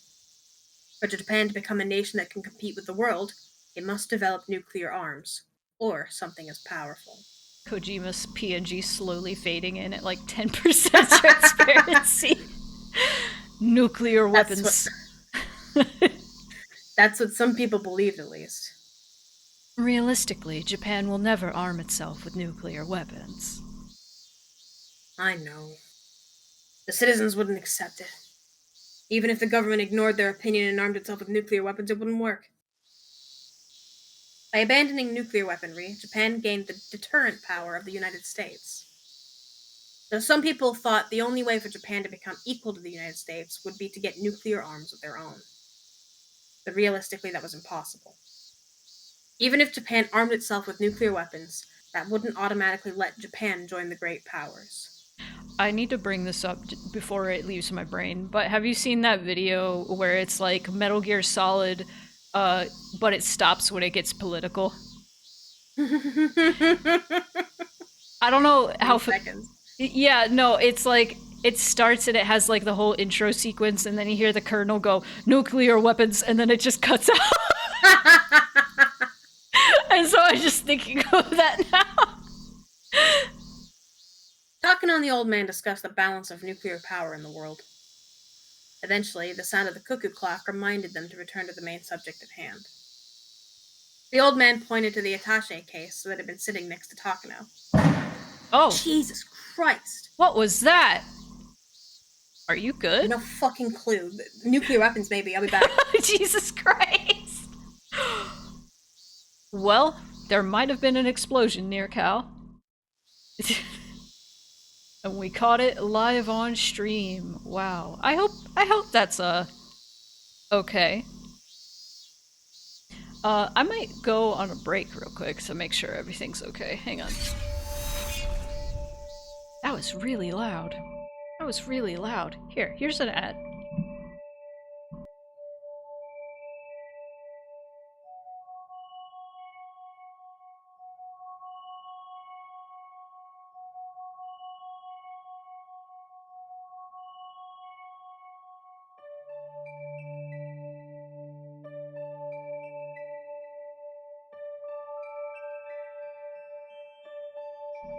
Maybe a transformer blew? It could be. It didn't quite sound like a car. What's it called?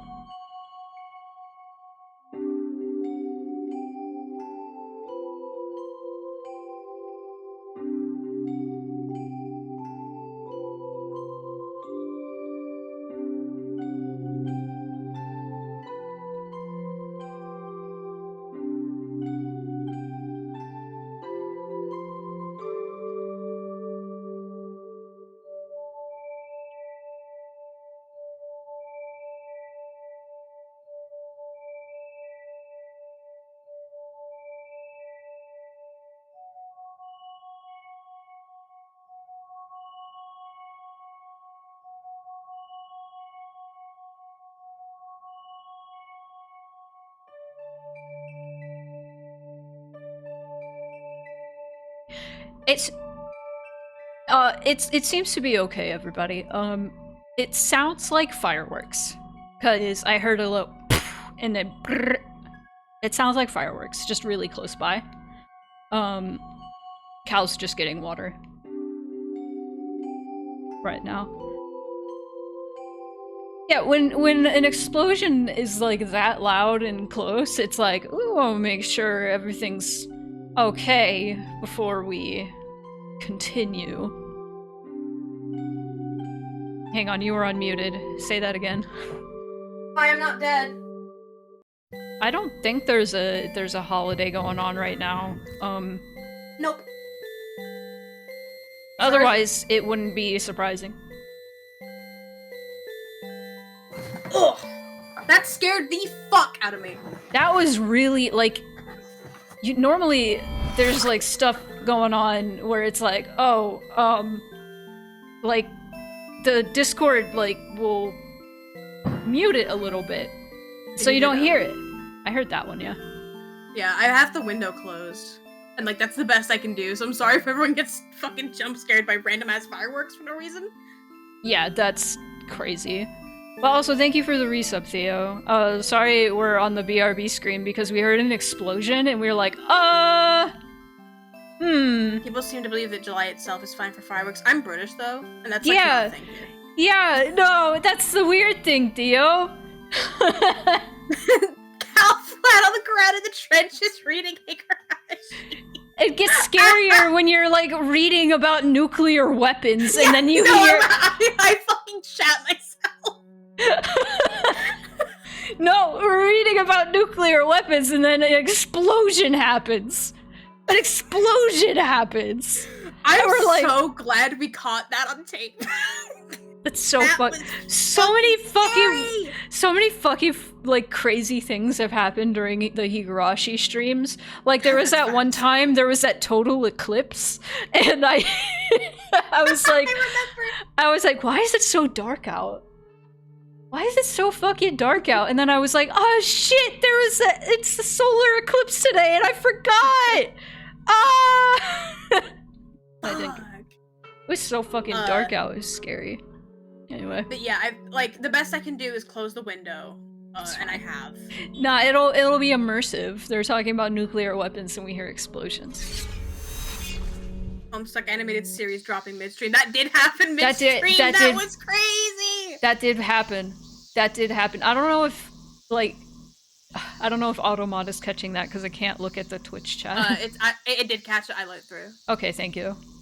Oh my god, yeah, that was funny. And then the pilot aired and nobody cared. I cared. Most people didn't talk about it, and I thought it was kind of crazy. Most people didn't like it because they don't understand what a pilot is, but I'm not going to go into that fucking rant right now. No, I'll get a little bit into it. People who didn't read Homestuck didn't like it at all because it's so hard to follow because you don't get any of the references. And that was very vindicating to hear from people who watch, I heard from a friend who reviews cartoons that she watched it and she was like, why is he fighting his dad? I don't understand. It was really funny. Anyway, nuclear weapons. Takano nodded once, opened it up, and removed the contents. The attaché case there. There were brand new bills packed into it. How much was actually in there? A bundle of brand new million-yen bills is 1 centimeter, so there must have been at least enough to make up 8 discs. My heart is still in my fucking throat. Oh, I'm so sorry. It was scary.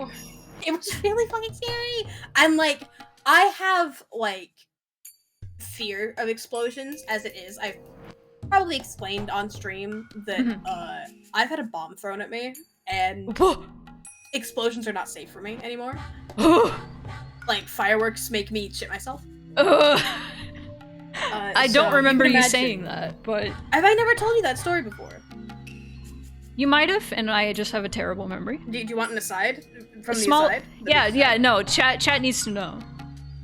I was coming home from college one day, and I had college in the city. I live an hour and a half away from the city by bus, and I had college in the city, so I was going back to the bus station to take me home after classes. And this car with tinted windows pulls out of a side street, and it drops something at my feet, and all I saw coming out was a hand, and then they quickly put up the window and bolted away. I have about 2 seconds to look down at what the fuck they dropped at my feet, and I see a battery. Oh. And instinct just kind of pulls up in me, and I manage to take a half step back, and it explodes at my feet. Oh. It was definitely rigged to harm people because even though it didn't hit me, I guess I twisted my body in such a way that the shrapnel that came off of it hit my bag and sliced it. Oh god.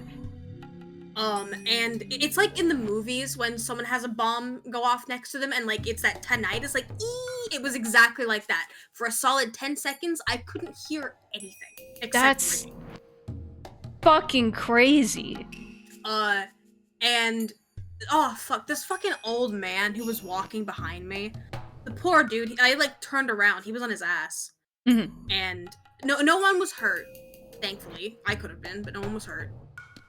I helped the old man get back up, and I just fucking I was petrified. Yeah. Because this wasn't very long after, I mean, I don't know, dox my location, I guess. The city I'm talking about is Manchester City Centre in, England. Mm. And this was not very long at all after the Manchester bombing at an Ariana Grande concert. Oh! My god. That's crazy. Maybe a half a year after. It was not long at all. Yeah, wasn't that around when the Pulse shooting happened, or am I crazy? I think that was a few years earlier. Oh, okay. I don't think I was in college for Pulse. Huh.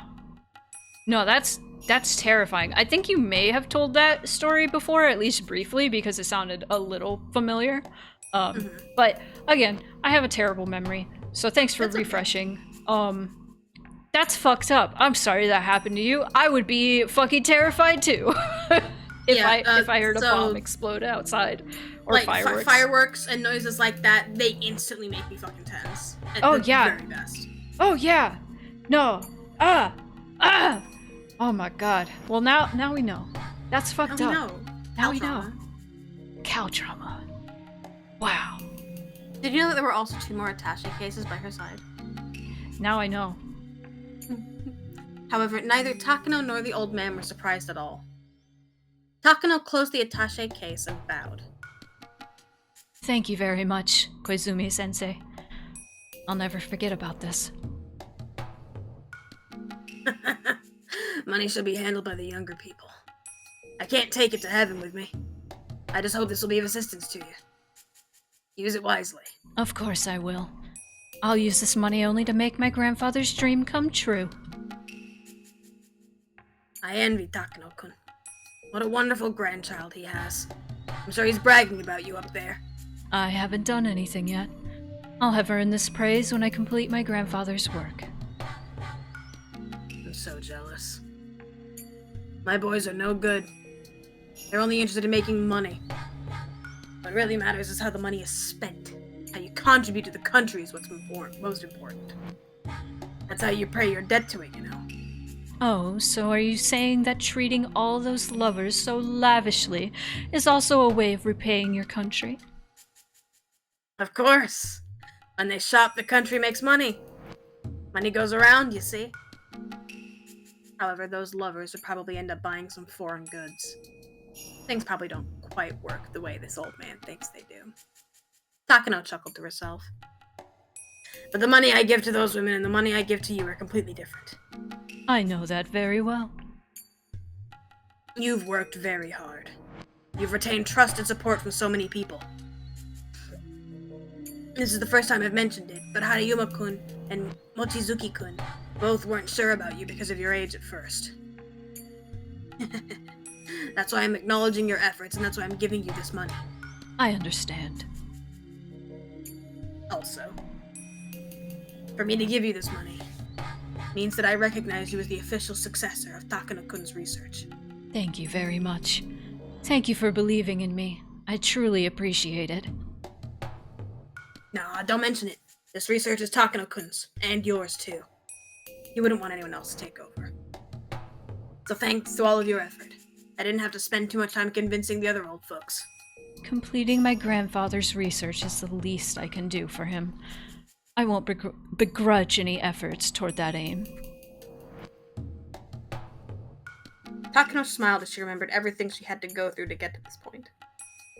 It went without saying, but the old men around Takano saw her as someone from their grandchildren's generation, or maybe even younger. Just how much trouble did Takano have to endure in order to gain the trust of those with such a large generation gap? It was hard to describe to those who couldn't even imagine her trouble. But Takano earned it. She gathered allies, drove away enemies, garnered support, and forced them to recognize her. She spent a long time establishing trust and rising to a status that the old men would welcome. Which was all the more reason this meeting was a reward for her many days of hardship. Now that she officially had a powerful influence backing her, she could spread her wings and see the completion of her grandfather's unfinished research. Well, now that you're officially continuing Takano-kun's research, there's something I need to tell you, Mio-chan. What is it? I'm listening. The old man paused and pulled an expensive cigarette from the cigarette holder on the table. Takano lit it up for him. She didn't smoke herself, but knowing that the old man did, she kept a lighter in her pocket. The constant buildup of little gestures like that were how she gained the trust she held today. Takano-kun noticed the Hinamizawa syndrome in Manchuria, not Japan. Yes. According to my grandfather's journal, around 1940, he learned that many soldiers sent from Hinamizawa to the Kwantung Army expressed terminal symptoms, which led him to surmise that an unknown infectious parasite dwelled in Hinamizawa. Under the harsh conditions of war, some people sometimes lost their mind. In those conditions, those who were sent to a far-off battlefield from Hinamizawa spent their days under duress, and occasionally they exhibited terminal symptoms, hallucinated, and caused twisted incidents. Yet that all occurred in the extensive chaos of the battlefield. Every incident was handled separately, and no one suspected there was an underlying cause. At the time, Takano-kun was working as a military physician in the Kwantung Army. He was also researching the prevention of different infectious diseases. And one day he noticed that several incidents of deranged behavior were occurring among soldiers in the same hometown. He hypothesized that these symptoms were unique to those from Hinamizawa and began his own personal research. He hired soldiers from Hinamizawa as workers in his research center and studied them there. Then he learned of the unique Hinamizawa faith in Oyashiro-sama, and he was convinced that he found an infectious parasite with unique properties.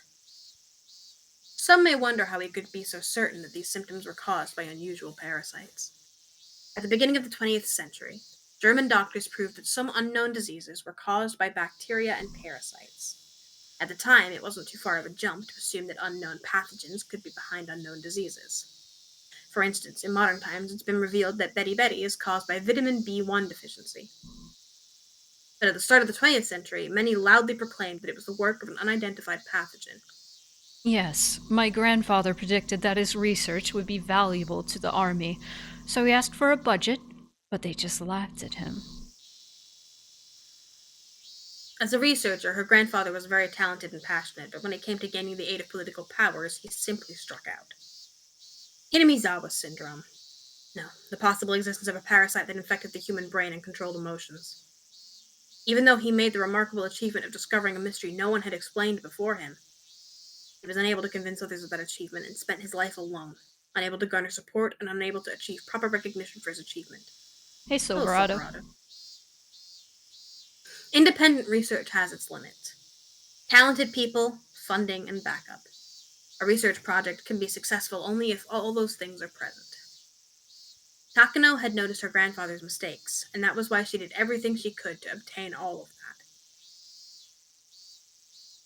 The military at the time was hoping for a low-cost, immediate-acting weapon.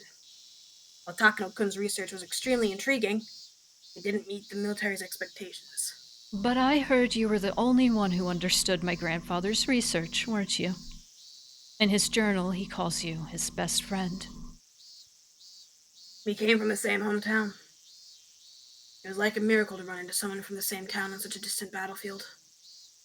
Although we weren't close in age, we became very good friends. So we talked a lot. Many times he told me his research would be revolutionary and asked me to lay the groundwork to secure funding for full-scale research. I read in his journal that you talked to many different people about his research. Unfortunately, its value was never recognized, but I'm sure your support meant a lot to him. But if I was never able to really do anything for him, that's why I want to help you, Mio-chan. Helping you is like atoning for my mistakes. Thank you very much. He was lucky to have you as his best friend. If only there were more understanding people like you in the military's upper echelon. It's very regrettable to think that my grandfather's life might have been different. The old man closed his eyes and paused for a moment. Shortly after that, he looked into the distance and spoke. Actually, that isn't true at all. The higher-ups were interested in Takano-kun's discovery. What? I've never heard that before. Then why didn't they support his research? Something came up, and they couldn't let him look into Hinamizawa syndrome. Only a few of the top brass and myself knew the reason. Now that all but myself have passed, I think I should tell you, Mio-chan, since you'll be carrying on his work. What came up? What was it? Takano had believed until this day that her grandfather's research was ridiculed by everyone, which was the reason why it had never gained any recognition. Her grandfather had asked the military for funding so he could uncover the secret of Hinamizawa syndrome during the war. But just like that old man had said earlier, the military wanted an instant acting weapon. That was why they weren't interested in his research. That's what she had believed. But as it turned out, the military had actually shown an interest after all. Before I go on, I need to explain about the Kwantung Army in Manchuria at the time. While the Kwantung Army was stationed in Manchuria, opinions were divided on whether to advance our forces north or south. Ever since Kojima was brought up, Mhm. I keep thinking of, like, each scene, especially one-on-one conversations in this game, as, like, before I get into that, I need to explain to you about the Kwantung Army in Manchuria, and then it fades into an FMV. And I'm just like, oh, here we go, Kojima. But yeah, see you, Vale. At the time, Japan had troops in Manchuria, but opinions were divided on advancing north to deter the Soviet Union, or advancing south to expand our territory and secure resources. With the Soviet Union and its predecessor Russia being a landlocked, frozen nation, they had long yearned for an ice-free port that wouldn't freeze over in winter. They had made numerous attempts to expand their territory southward, too. Those expansionist policies were said to be a cause of the Russo-Japanese War. In the history books, it said that Japan won the Russo-Japanese War, but it was actually a draw, ending in peace signed by the Treaty of Portsmouth. Can't fucking read. Both sides had simply set aside their spears after mutually exhausting their forces. It wasn't like Russia capitulated and offered a complete surrender. As a result, the perception of the Russian threat continued to smolder. Later, the Russian Empire was overthrown by a revolution, but Japan was unable to shake the threat that the new Soviet Union would advance south. According to the history books, Japan went south. They signed the Soviet-Japanese Neutrality Pact and abandoned the northern advance. As a result, when the Great Patriotic War began, the Soviet Union was able to respond to pressure on their German front by pouring in their eastern forces. Though the Germans had managed to lay siege to Moscow, Soviets launched a massive counteroffensive that reversed the tides of war. Even with the Soviet-Japanese Neutrality Pact, the Soviets couldn't tell if Japan would attack them at some point. Because of that threat, the Soviets had to leave some forces in the Far East, and they weren't able to devote enough troops to the German front. For starters, the Soviets had forged the Germany-Soviet Non-Aggression Pact, too. Yet Germany broke the treaty and attacked the Soviet Union. It's so sad Chaz isn't here. Man. They love history. Yeah. To make matters worse, Japan and Germany had forged a military alliance. With all those factors in play, the Soviets naturally couldn't trust Japan to uphold their neutrality pact. Ironically, the Soviet Union was the one who broke the pact, but I won't go into that now. Exactly. Hitler signed the Tripartite Pact. I can read words because he expected Japan to keep the Soviets' other front in check. Sorry, I caught something in my throat. But ultimately, Japan abandoned the North. With the superior German offensive, many supported the idea of waiting and watching it play out. They believed that even if we did advance north, it would be after Germany conquered Moscow. However, that plan was exposed to Sorge, and the Soviets transferred their heavy tanks from their Far East border to the German front. They secured Germany's defeat at Moscow, and the Germans began seeing a string of defeats starting with the Battle of Kursk. It was a turning point in history, huh?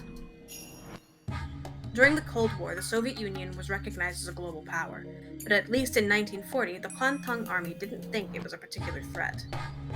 Japan had earned a victory with the Russo-Japanese War, and they took the new Soviet Union government lightly, assuming it wouldn't be stable after overthrowing the Russian Empire. That underestimation was corrected after the Nomonhan incident in 1941.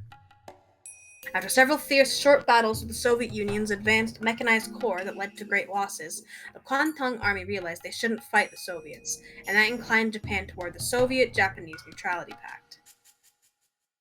But at the very least, up until the Nomonhan incident, the Kwantung Army was strongly conscious of the Soviets and divided on advancing north or south. Thanks to that, there were also voices advising caution, suggesting we should avoid an all-out war with China in order to shore up our forces against the Soviets. But is it Sino? Sino, yes. Okay. But the Sino-Japanese War broke out after the Marco Polo Bridge incident, right? July 1937. The Japanese and Chinese armies were staring at each other across the Lugo Bridge in Beijing. It was the middle of the night on July 7th. The Chinese army fired on the Japanese army in training, and they engaged in combat. This triggered the long Sino-Japanese War. Yes. According to historical records, that incident triggered the Sino-Japanese War, but with opinions divided over advancing north or south, the army was equally divided over a full-scale confrontation with China. No, in fact, we even received orders from the General Staff Headquarters to resolve the matter quietly before the incident grew much bigger. So those supporting the northern advance wanted to settle the Battle of Lugo Bridge quietly, insisting that conflict with China was pointless in light of their anti-Soviet strategy. However, those on the mainland supporting the southern advance used this incident as cause to dispatch more troops to China. Yeah, Higurashi isn't political at all, Roken. I've been making this joke a lot, sorry. They enacted hard policies against China, and thus the Marco Polo Bridge incident became the trigger for Japan and China to enter all-out war. After that, and their bitter struggles in the Nomonhan incident, Japan greatly revised their Soviet strategy. They signed the Soviet-Japanese Neutrality Pact and secured the route for the southern advance. What the fuck is happening to me? The Sino-Japanese War got worse and worse. Yeah, maybe. Okay, I'll take over narration. This is like one of those Kojima fucking segments, so. If the Marco Polo Bridge incident hadn't happened, it's possible that history would have gone very differently. Maybe we would have ended up in a war with them anyway. However, if the South faction didn't get that chance, the military authorities would have kept restraining the Soviet Union, and the Soviets would have had to divide their forces between East and West. And maybe Germany could have invaded Moscow. Then Japan could have gone to Siberia. The map could have been very different today. Germany wouldn't necessarily have won the war if it had succeeded in taking Moscow. England was keeping its strength on the other side of Dover Strait. I'm assuming that's how you say that. After all, it's just like there's so many like things in England that look like one thing, but are said completely different. So I'm like, After all, and the United States was poised to enter the conflict. The historical stuff is good brain food. You are correct. It is making me want to play more Metal Gear Solid. Oh wait, Cal, get another Keiichi sprite on screen as background footage, quick. I don't have that power. I have that power though. Just put Keiichi in the scene. Besides, Napoleon once occupied Moscow. But in the end, he couldn't beat their winter and had to withdraw. It is one of those ifs, huh? The Axis might have won the war. Yes, it's possible that the gunshot from the Marco Polo Bridge incident changed the tide of history. Both sides had different opinions of who fired the shot, right? According to the Japanese side, a Chinese soldier fired a shot at a Japanese soldier who got too close to the Chinese camp.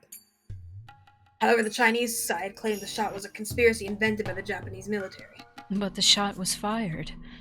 Even though nobody knew who actually pulled the trigger, it sparked the Sino-Japanese War. Stop, Gil. It's so Kojima right now.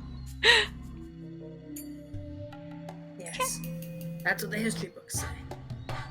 But, Koizumi-sensei, what does that have to do with my grandfather? Oh, nothing. I just wanted to talk about this. This is his Roman Empire. In the Marco Polo Bridge incident, A shot was fired at a unit that was training in the middle of the night. I just know that this man watches History Channel for all of the, Hitler shit. Yeah. Everyone was summoned for a roll call. They were missing one soldier. The soldier came back later, and it was said that he was sent as a messenger and got too close to the Chinese camp. By the way, did you know that soldier was from Hinamizawa? Huh? Really? When Takano-kun was talking about Hinamizawa syndrome, he said that soldiers from Hinamizawa could suddenly fall into a deranged state. And we realized that the soldier from the Marco Polo Bridge incident was in fact from Hinamizawa. And then what about the first shot fired? I don't know the truth, but I think it's possible that a soldier within the terminal stage of Hinamizawa syndrome fired the shot. That soldier was killed in the incident. Horror story about gods and time loops looks inside World War II. That won't stop in Umineko, by the way. Awesome! Since there was no record of it, nobody knows exactly how he died. The Japanese side claimed that the Chinese army had fired at them and negotiated with that in mind. Just a scant few days after the incident, Japan demanded an apology from the Chinese and, as a show of force, dispatched 3 divisions of reinforcements. The Chinese side was, of course, opposed to that. The situation escalated at once. If research into Hinamizawa syndrome continued, I got so distracted all of a sudden by my Steam popping up that someone's playing a game. I just stared at it for a solid 3 seconds. The higher-ups thought it would negatively influence the Japanese army's claims. So in order to avoid the risk of traversing the political gray zone, they rejected Takano-kun's research. So, because of that, they refused to even consider my grandfather's research long after the war ended, too. Yes, that's exactly it. The war is over now, but there are still some conflicts there regarding historical recognition. Even if Takano-kun didn't mean for it to happen, if his research into Hinamizawa syndrome became public, it might cause a resurgence of quarrels over the long-ended war. Certain authorities were afraid of that, so they made sure his research was ignored even after the war. I was long warned not to aid him in any way myself. Takano tried to remain calm, but she couldn't stop herself from grimacing. She had just found out the real reason why her grandfather's research had been ignored. It was because of secret maneuvers by political masterminds. Hi, Angel. If those masterminds feared it so much, ironically, that meant that they acknowledged the importance of his research. Takano was saddened and frustrated to no end by her grandfather's lonely life. However, they're all dead now. I'm the only one who knows about this. Well, they're dead now. If Takano-kun was alive, I was going to apologize to him and give him my unconditional support. But he's no longer around. That's why I'm apologizing to you and offering to give you my full support instead. Are you sure? Wouldn't research into the Hinamizawa syndrome dredge up those same subjects again? It's different now. Besides, research into the Hinamizawa syndrome may produce more than a mere local disease. Depending on your research, post-war Japan may game a trump card that makes it a world power once more. So the tides and times have changed then. That's right. Unfortunately, Takano-kun didn't live long enough to see that tide change. But he has you to continue his research. So as long as I'm alive, I'll give you my full support. I promised to help Takano-kun, but because of various things, I couldn't do anything. So I want to make up for that as long as I'm alive. I think that's the least I can do for the man who called me his best friend.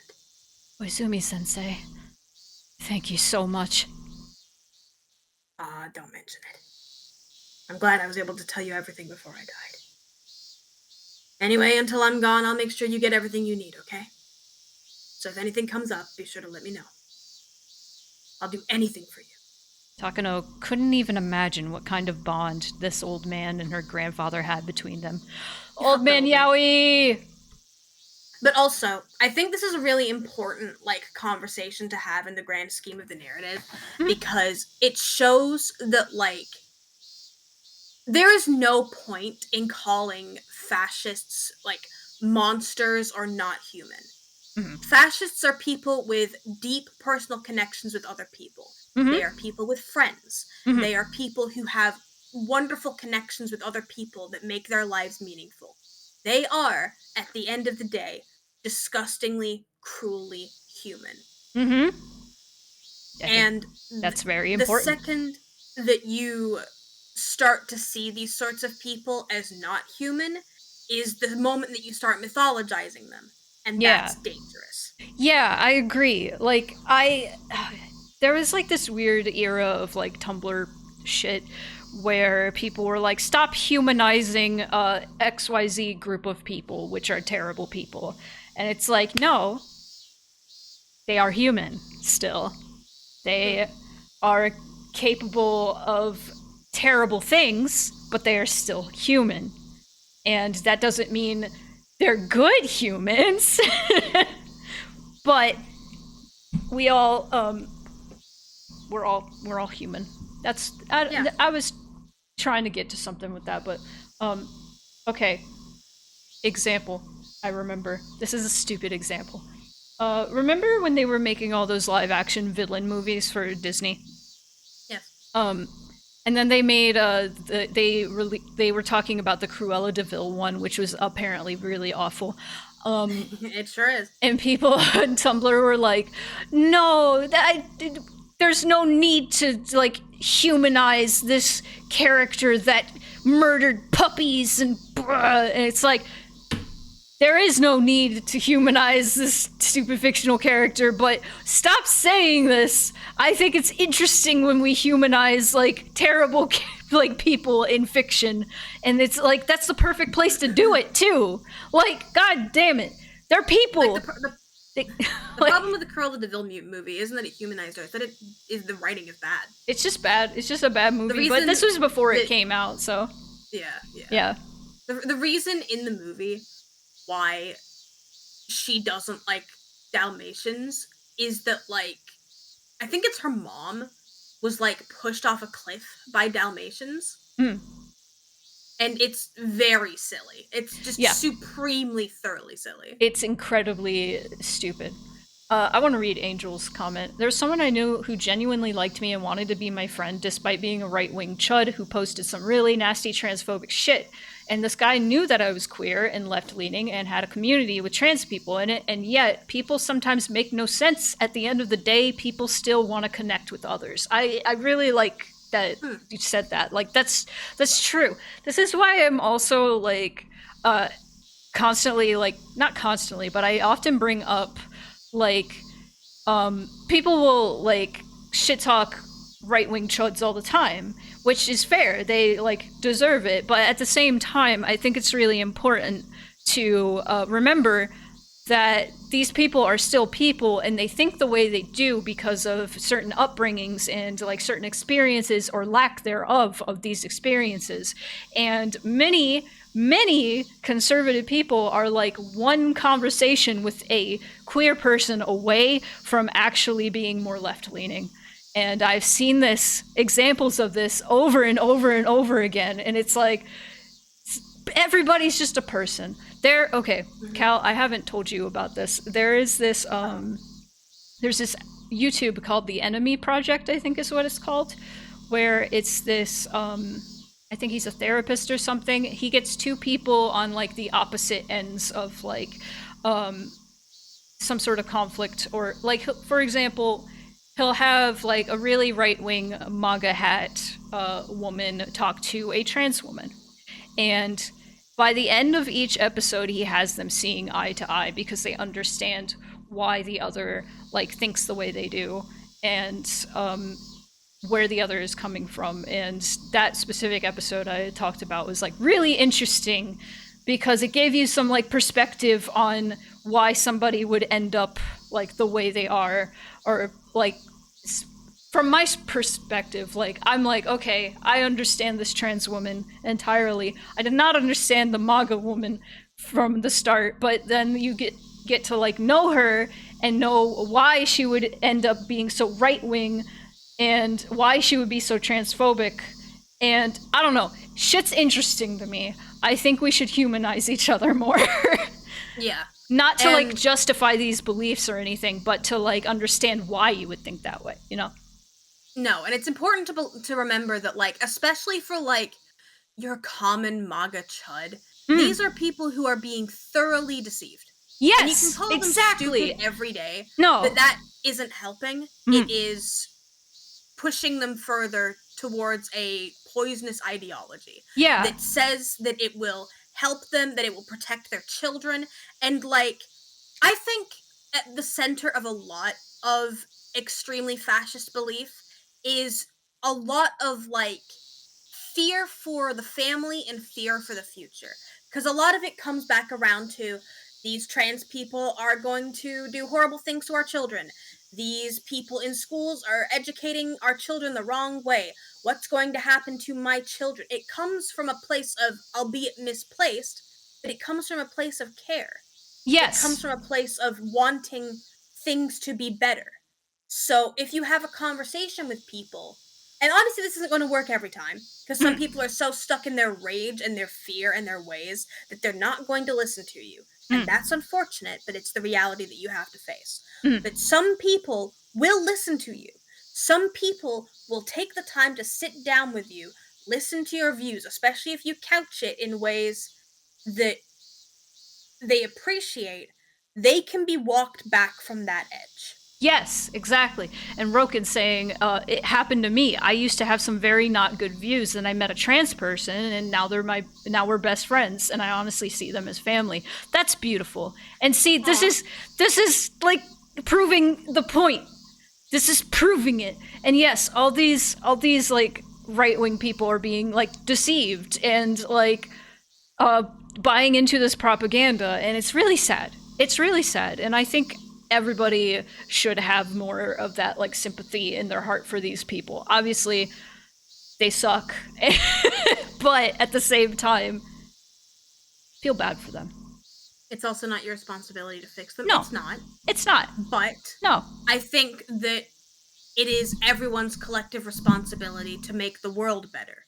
So yes. If you have the opportunity and you have the energy and you have the resources, then you do have a bit of a duty. Yeah. Good tangent we have here. I'm very passionate about like humanizing everyone, honestly. It's important. Shit's important. Anyway, shall we move on? Yes. But thanks to that bond, Takano was able to gain a powerful supporter. Tears welled up in Takano's eyes as she gave him an emotional look, but in her mind she was practically dancing at the promise of the old man's full support. The old man and Takano both bowed at the same time to show each other their appreciation. Once that was done, the old man became a little more serious. After that far too lengthy preamble, yeah, he finally said that he really wanted what he really wanted to tell her. So there you have it. This is what I wanted to say. The Hinamizawa syndrome has the potential power to make history. It may even twist the fate of our country. So keep that in mind and be careful with your research.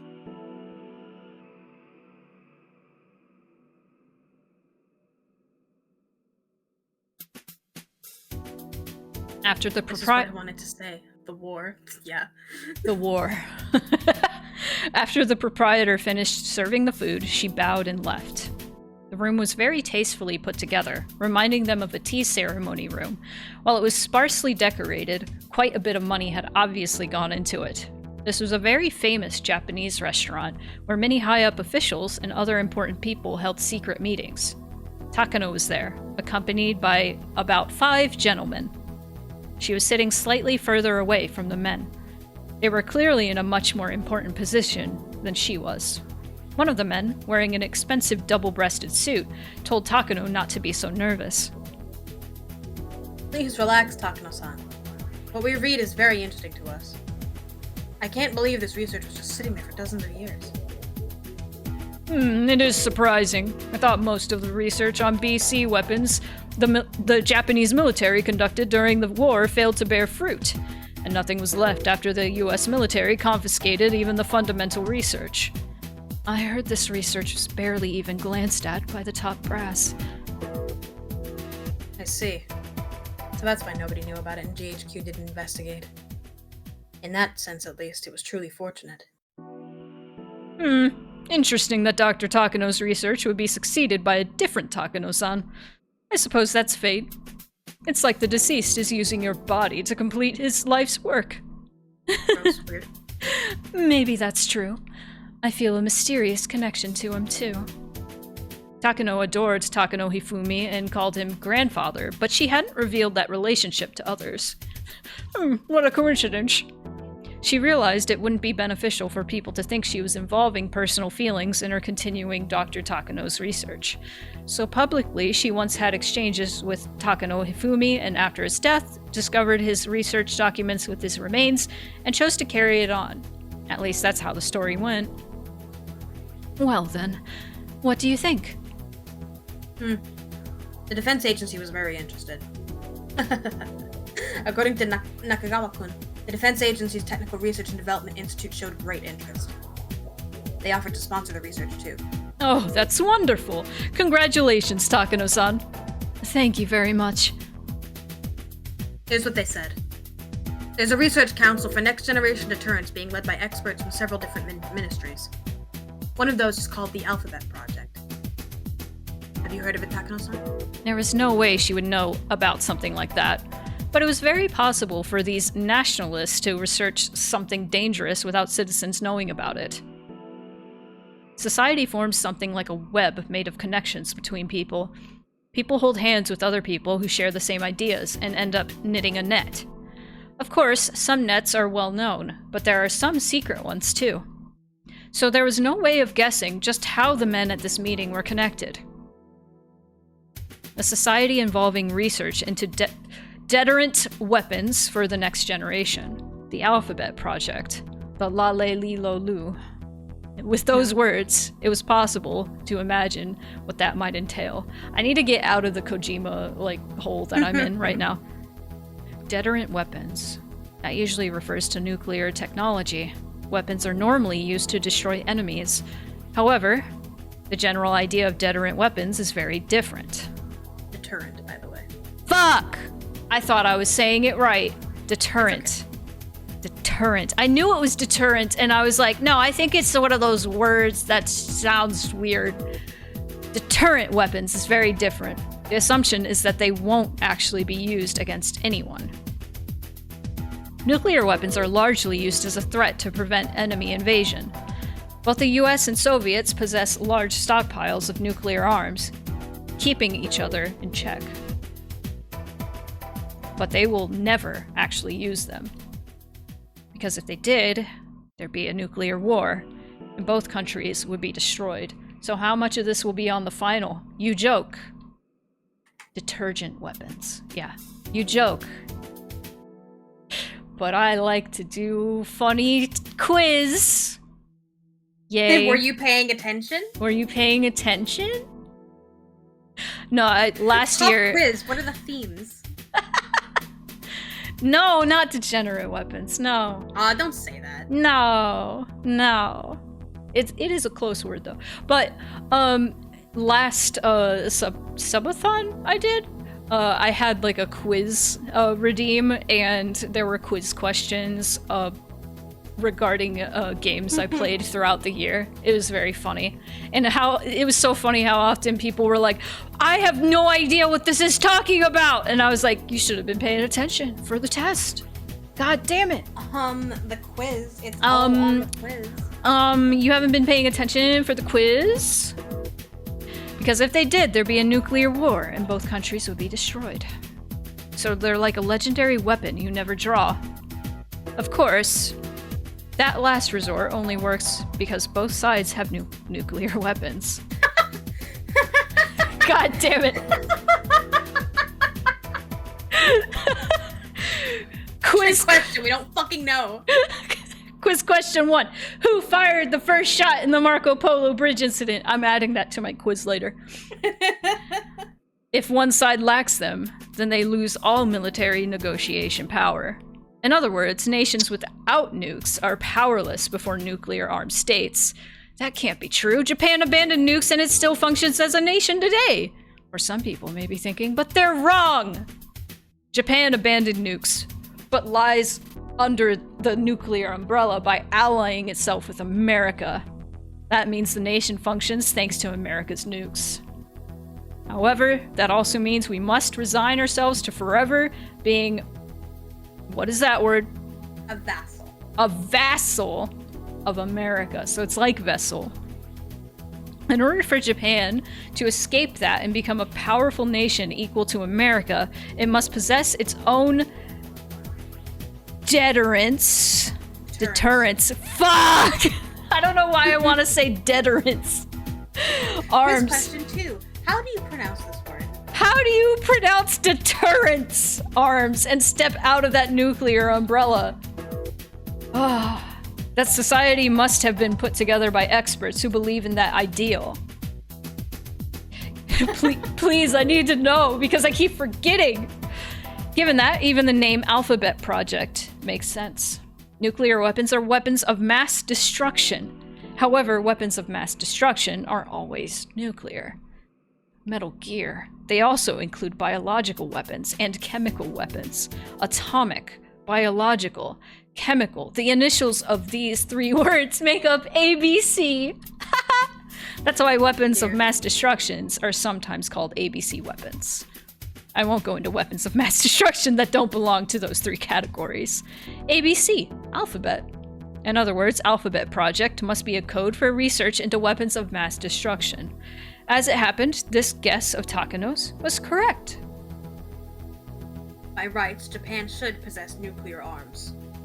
We established ourselves as a peace-loving nation after the war, and after our vast international contributions, we've been recognized as a permanent member of the UN. Ow. Yet until we possess nuclear arms, we won't be recognized as a proper nation.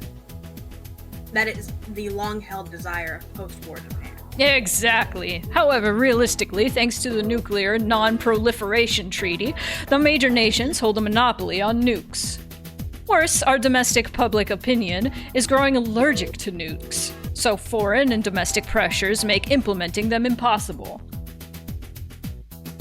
Biological and chemical weapons are sometimes known as the poor man's nuke. Small countries can't own nuclear weapons, have already started research into that kind of weaponry. I remember watching Akira with my dad, and he was like, so what is this movie about? And I was like, biological weapons. And he was like, why is so much Japanese media obsessed with biological weapons? And I'm like... Well, you see. They don't have nuclear weapons. So... Well, you see, the war. Well, you see, the war. It's 100% to do with it, because Akira takes place after World War III. And there was another nuclear... There's Neo-Tokyo... Anyway, I can't get into that. I love Akira. Everyone watch Akadama Drive for more stuff about nuclear weapons, by the way. I should try to watch that again. Please! Is this you? Takano-san, please don't misunderstand us, okay? The purpose of our research isn't to obtain a biological weapon. Instead, our goal is to prevent such weapons from coming into Japan from other countries. So this is research into self-defense. I want you to understand. Yes, I'm aware of that. Takano hated this Japanese tendency to make excuses, but she didn't let it show on her face. No matter what they said, they already saw the value in using this research toward biological weaponry. However, in truth, that was just an excuse as well. If they actually wanted to research biological weapons, then it would be much faster to research diseases like smallpox and anthrax instead of an unidentified disease like Hinamizawa syndrome. So it wasn't actually correct to say the defense agency was interested in it as a biological weapon. In other words, Takano needed a powerful sponsor who could back her up with funding, personnel, and a facility to conduct her research. So she used her connections and turned to the old men behind the government and economy, reaching out to each of them and getting them to forcibly pull funding out of the defense agency under the excuse of its application toward biological weaponry. That was the truth. Therefore, her project wasn't officially recognized by the defense agency. To be exact, the people who secretly controlled the defense agency were the ones who knew about it. These masterminds diverted funding from the defense agency to the Alphabet Project, and then they pushed for Takano's research to be part of it. Takano gets her funding, and the influencers get to drain public funds through kickbacks. Considering that, it was doubtful this project was genuinely about researching the next generation of deterrence arms. Did I do it? Did I do it? Wow! Did It was probably just an excuse for the masterminds to funnel money into their own pockets. Well, those complicated matters didn't matter to Takano. Whatever those old men and influencers were planning wasn't her business. As long as she could get the funding for her research, that was enough. Either way, Takano had found her sponsor. It was one of the biggest organizations around, too. This had always been her grandfather's dream. Takano was trying to stay calm, but she was about to jump up and down in excitement. Yeah! Yippee! Yippee! Nakagawa-kun says that once the research gets underway, he doesn't mind buying it out. Although it's still incomplete, he definitely sees potential in it. You're absolutely right. This research is only halfway complete. Sufficient funding, facilities, and personnel will be indispensable. About that. See you, Roken. Here's where the negotiations start, but apparently they wish to take on this research in its entirety. I feel bad saying this, but they think the burden is too much for you to bear alone. Hearing that put quite the damper on Takano's ecstasy. I'm not trying to make money off of this. I am working as a researcher purely out of the intellectual curiosity. What I need is a sponsor, and what they seek are results. And that was the relationship I had hoped to establish. Takano realized she was talking rather breathlessly, so she tried to calm herself down. Either way, they'd be backing the research. Considering they're hoping for results that merit the budget, they probably feel that Takano is still too young to handle it. Dog barking. It's fine, it's I know. quiet. It's funny hearing the dog bark and watching my sprite jump. Like, yes, I'm barking. I know. You've been working on this for a long time and you don't want anyone to just grab it from you, right? I totally understand that. Of course, we've already informed them. So here's the compromise we came up with. First, we'll start your... Oh, you could read It's that. okay. It's probably a different guy. I'm just silly. Yeah, no, I saw the quotes, that's why I jumped on that. First, we'll start your research as an offshoot of the Alphabet Project. Once you have the board of directors' approval, you'll be given official funding. We'll have you participate in the project as an associate researcher, and you'll take part in the research that way. If she wanted their funding, she'd have to fall under their authority, of course. So far, she had no objections. However, the Research Society has listed a few conditions in exchange for funding this project. First, as was just mentioned, is to entrust the position of lead research to an individual that's skilled and talented in this field of research. I hate to interject, but who would be more knowledgeable about this than me? Other than the late Dr. Takano, of course. Now, please calm down, Takano-san. I understand how you feel. Still, how is this any different from selling my research to this individual? This isn't what we discussed at all.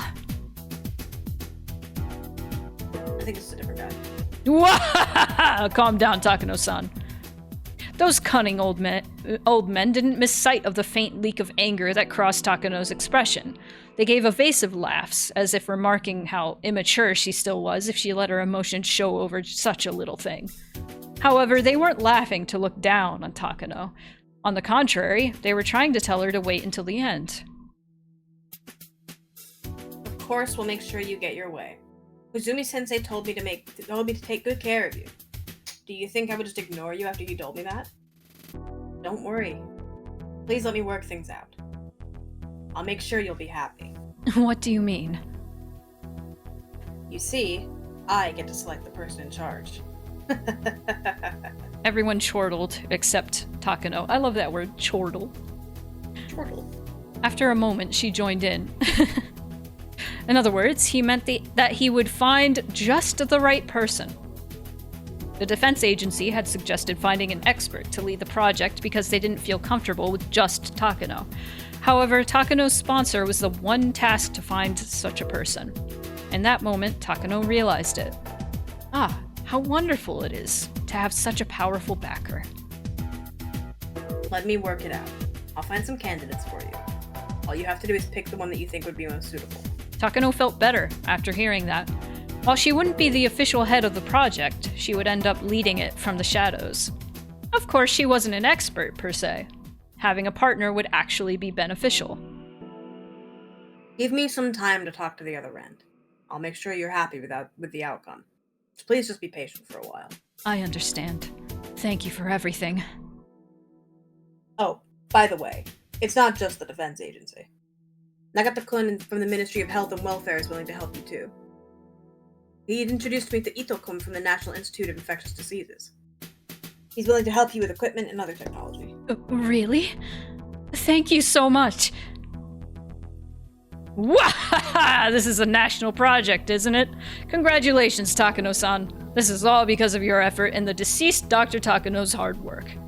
Oh no, this is all because of Dr. Takano. I haven't done anything yet. Being humble is a good virtue. Just like Koizumi-sensei told me, you truly are a nice person, aren't you? No wonder he adores you. Anyway, they want you to join the defense agency. Luckily, you have a doctor's license, right? We'll secure your position as a medical officer of the TRDI. Do you mean I'll be a public servant? I wasn't expecting that. All the organizations that are involved with the Alphabet Project are public institutions. The SDF is actually interested in this research as well, and they're making strong requests to dispatch some of their personnel too. So depending on the circumstances, you may be treated as an SDF member. Well, just think of those matters as officials squabbling over jurisdiction. So to stand above those officials, you'll need your own official position. No matter what, we'll make sure you'll be happy, so please don't worry about anything. I understand. I'll let you work things out. But knowing Dr. Takano's research was once rejected by the old Japanese military, it's hard to believe that the Self-Defense Force is interested in it now. Well, that couldn't be stopped. With the war situation worsening, the Japanese military sought something with immediate effect, something that could turn the war around. I don't think they were looking down on Dr. Takano's research. Alarm. That's my alarm. My default alarm jump scare. That wasn't true, of course. Takano already heard that confession from the old man. She exhaled. To her, it was like the meeting in front of her was happening somewhere far away. She had longed for this day to come, and worked so hard to reach it. Finally, her grandfather and his research were attaining recognition. This was the day she had dreamed of. So she was frightened just imagining that it might be an actual dream. True joy can't be felt all at once. Oftentimes, it's a delayed reaction. Takano thought that must be exactly what she was feeling. I imagine you'll probably be given a field officer's rank. Since you'll be second in command, you'll likely be a major. That's wonderful! Major Takano, huh? My, I'm a little jealous. As a man, I wish I had a rank like that. Boy, oh boy, Major Takano, huh? He's into it. A major? What does that signify? Well, it's reasonably high in the rank system of the self-defense forces. It's like a sub-manager at a company, I guess. That'll be your rank once the project gets underway. Hang on. There we go. Okay. It's equivalent to a lieutenant commander in the old Japanese military. What a coincidence. Dr. Takano was also a lieutenant commander in the old military. Takano remembered suddenly. They were right. Her grandfather had been a lieutenant commander in the Japanese military. Everything she had done until today was so she could continue her grandfather's research. Now everything had fallen into place. She had even been granted the same rank as her grandfather. She had always believed that succeeding his research would be proof that they had a bond tighter than blood. And now she would even be the same rank as him. This is fate, Takano thought. Maybe this is even a message from Grandpa. Yes, it must have been a shout of encouragement from heaven. It was proof that she inherited not only his research, but his will as well. Takano couldn't help but feel a sense of destiny for attaining the rank of major. Grandpa, I'm finally here.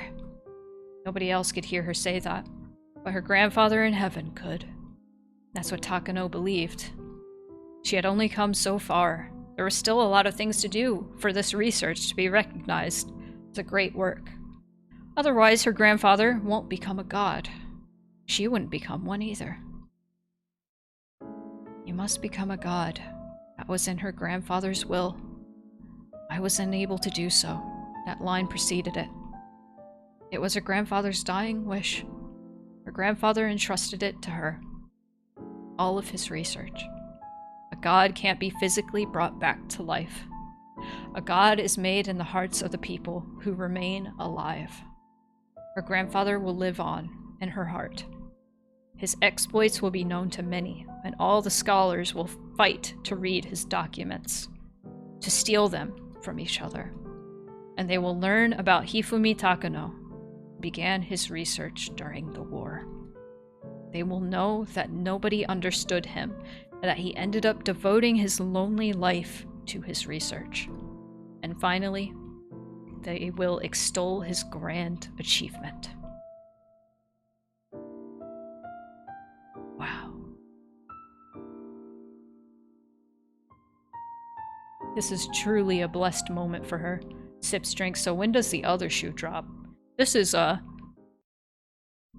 other shoe dropped in the last chapter. This is like before all the shit went down. So that's interesting knowing she ends up, you know, genociding an entire village to continue her And we know grandfather's research. that in most timelines, she wins. She wins. What's a timeline she didn't win? Do we know of one? No. Let's Hmm. make one. Oh, that was badass. Hang on. Let me save.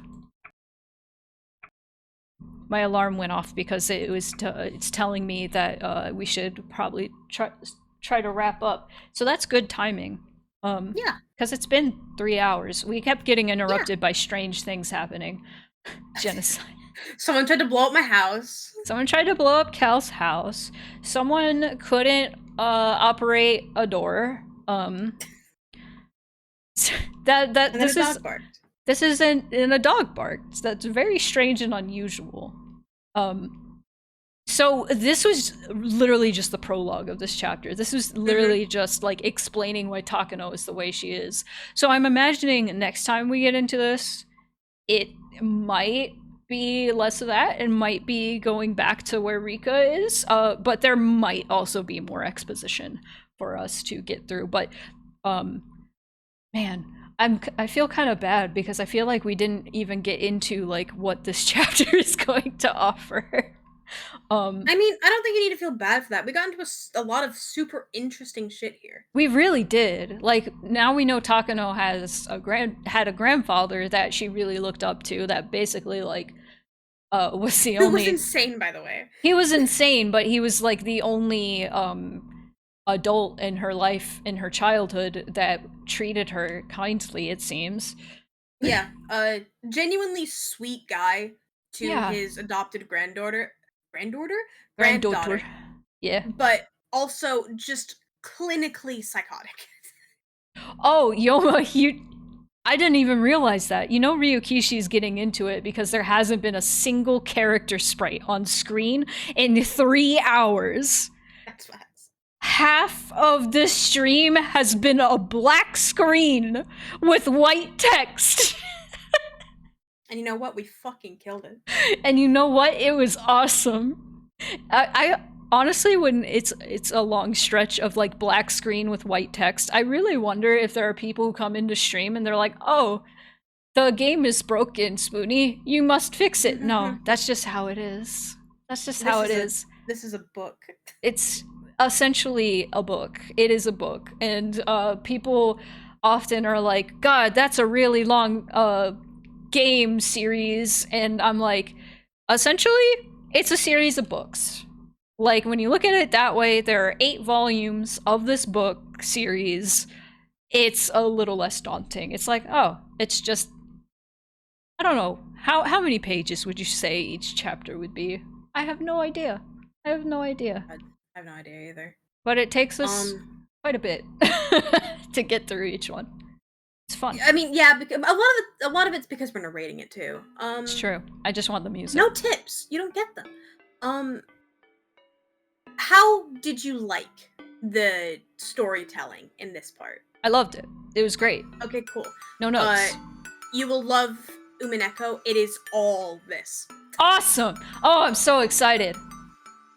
Okay, that's kind of an exaggeration. It's not all this, but like all of the meat and potatoes that you will be experiencing the most is this.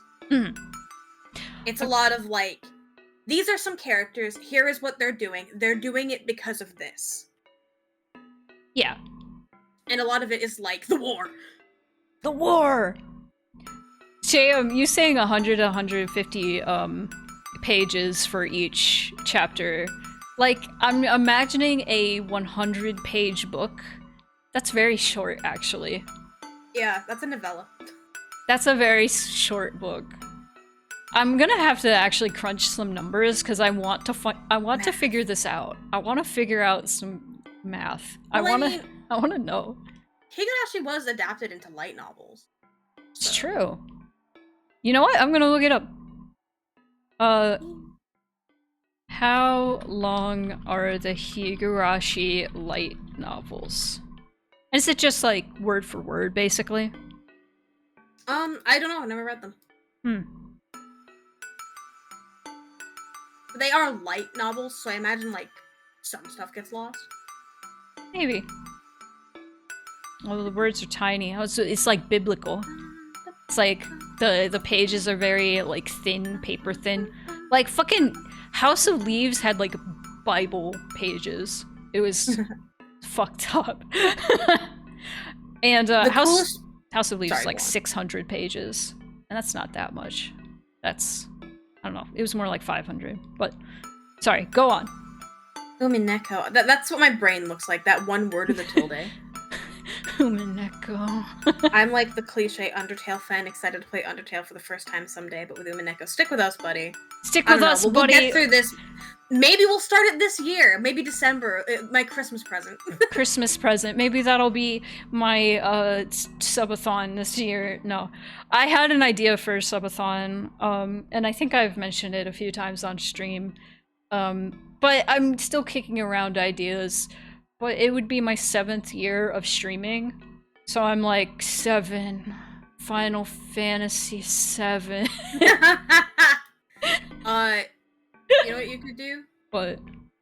You could play through both FF7 Original and Rebirth and whatever at the same time, but like you take it in segments. Like, for instance, you play the original FF7 up until the plate drops, and then you play up until the plate drops in the other one. Oh.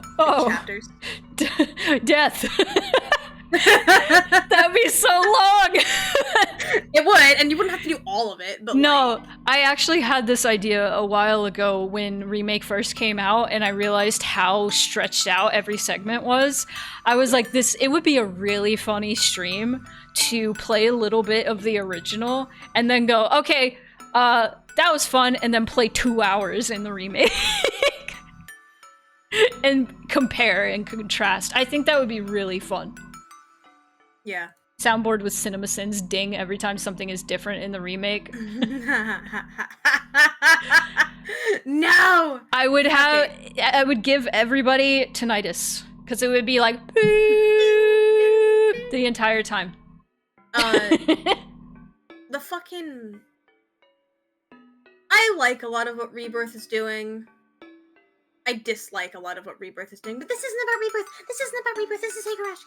I'm sorry. I got Final Fantasy VII brained. No, we're fine. We're like at the end. We can dip into it. I don't want to go on a fucking rant when I could just like link you a video essay that kind of summarizes all my feelings about it. Yeah. No, I have too many. I could make a video essay on all my feelings about Remake and Rebirth, but if you want to see more video essays from me, Patreon! Exclamation point, Patreon. I want to see. Yeah. Join my Patreon, because once I reach the next milestone, I will start making a new video essay. Currently, I am editing a video of me playing Forbidden Solitaire, but I'm not going to edit through the entire playthrough because I want people to play Forbidden Solitaire, so I'm leaving it on a cliffhanger for everybody, because go play Forbidden Solitaire. It's the best game ever made. Not really, but I really like it. It's a really good game.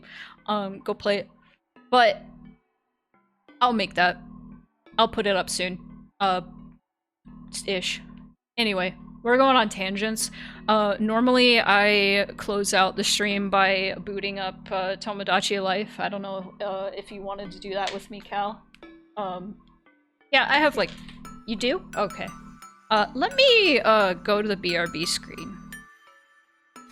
I'm gonna change out my microphone if that's okay. Yeah, that's fine. I'm gonna mute for a second. So I can go get my Switch and play an ad.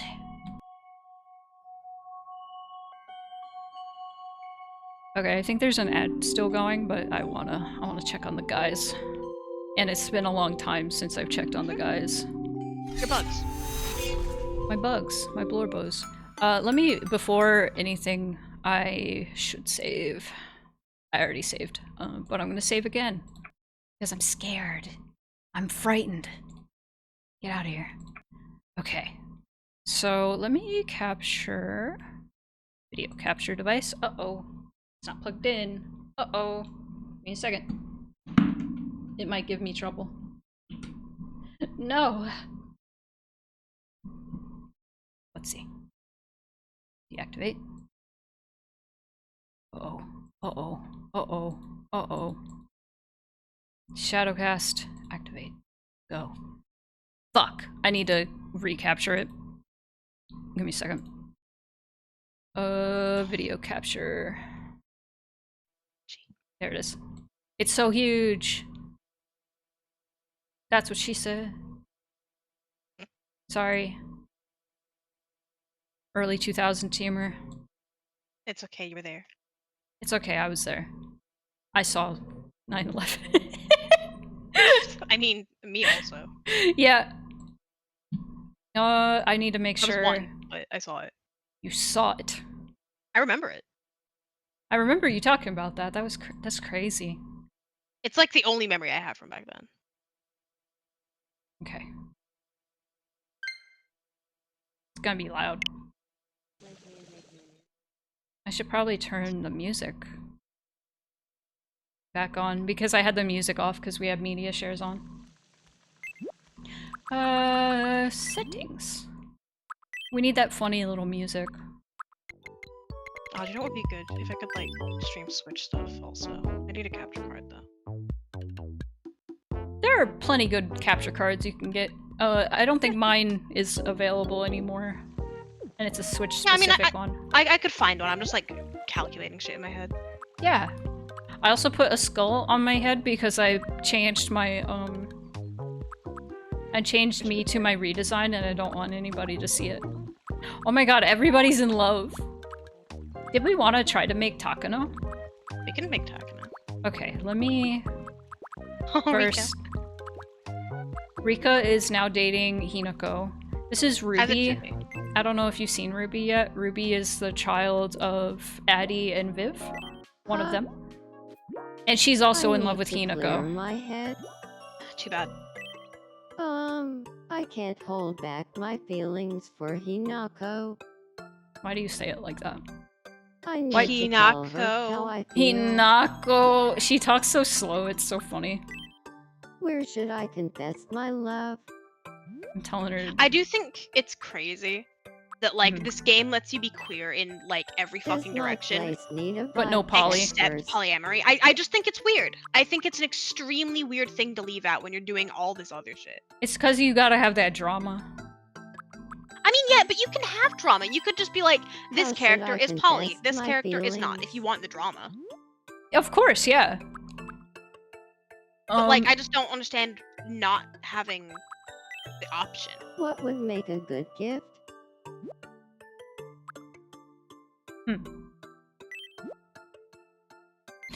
I can make something. What if... I have a terrible idea. Anything.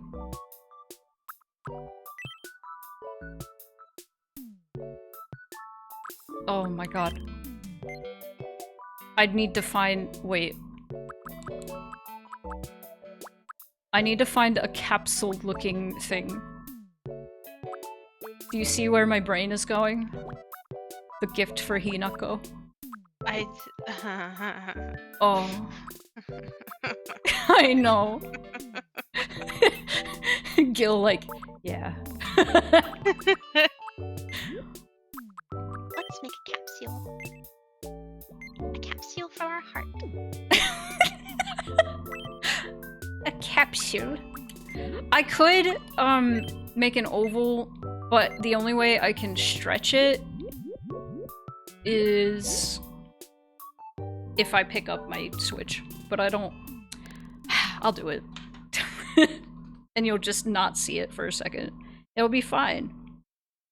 That's not quite capsule-like. Ah! Ah! There we go. Where'd it go? What the fuck just happened?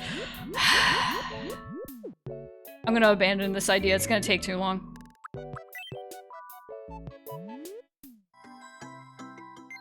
But I have another idea. Can I not make food? Wait. I thought I could make food. Oh, I didn't pick food. Hang on. Would you like an egg? They're so hyper-realistic. Yeah, all the foods that are in the game are just pictures. I mean, they look delicious. Yeah. There we go. There we go. I don't remember what the box looked like, but we're gonna make it. I can look it up. I can go get a picture. It doesn't have to look exactly like it, but this...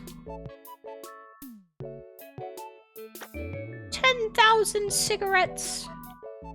You know, this is what I'll do. Okay, so the capsule case is predominantly white. Okay. With like green on the sides and a green logo on top. Okay, I could just make it green instead. I'll send you the picture if you care. I don't care too much. I was just gonna have it resemble something that looks like a box of peel. Is there? Yeah. But yeah, it's green and it has like Japanese characters on the front that I can't read. So. I can just make it English. No, I didn't want to finish it. What kind of food is this? Nothing.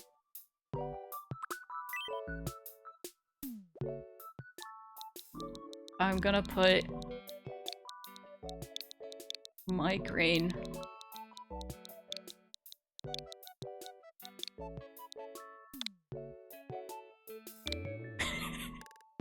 It's a food for migraine. Now this is beautiful. Now this is art. Not even kidding, like, this game has been, like, really fun as a creative outlet for me. Yeah. Migraine pills. Fun. Giving them a pack of Newports. That's old news. Cigarettes is old news. We're giving people ill-advised medication. Weren't they just called capsules in the game? Yeah. Because the game didn't really want you to know what they are until later. Yeah. But they were for her migraines. Capsules. They were. Capsules. Capsules. The taste? Probably just neutral. Bitter? Yeah. I mean, it's pills, right? Awful. I mean, most pills you don't want to taste them. It is none of these. A sweet treat. A sweet treat. Temperature, room temperature, size. Huge. Small. Damn it. Lighting? It has no lighting. Okay. Confirm. Yes! Okay. So shop. This is all for... I also made wine for Rika. That's awesome. Why is, like, a Satan man your cashier? Oh, that's the Forbidden Solitaire Wizard. Oh, awesome. This is Joy from Lisa the Painful, and this is Mouthwash. And this is Strawberry Creepy. And this is Chalky Milk. I've made too many stupid things. Oh, wait. I do love that every time I've watched someone play this game, like, the stuff in that you make for them to eat and have is just the most psychotic shit on the planet, and none of it is like actually nice. Should I change what I'm wearing first? Should she? No. You look great. You look so cute. Alright. It's time to psych myself up and say how I really feel. Let's see how this goes. The drama is killing me. The tension. I cannot imagine confessing to someone already in like a closed relationship. She doesn't know. She's not friends with Rika, I don't think. I like her sword. So, Hinako, I wanted to give you these This is dark-sided. capsules. This gift represents This is my dark-sided. This is feelings for dark-sided. you. Please go out with me. What if she says yeah? What if she's like, oh, fuck you, Rika? My new Hold it bitch right gives me there. capsules. Uh-oh. Oh my god! What? The one who truly loves Hinako. That's Ezra and Zale's son. I confessed my feelings first. Damn! That means I No! love Hinako the most. Hinako, which of us do you choose?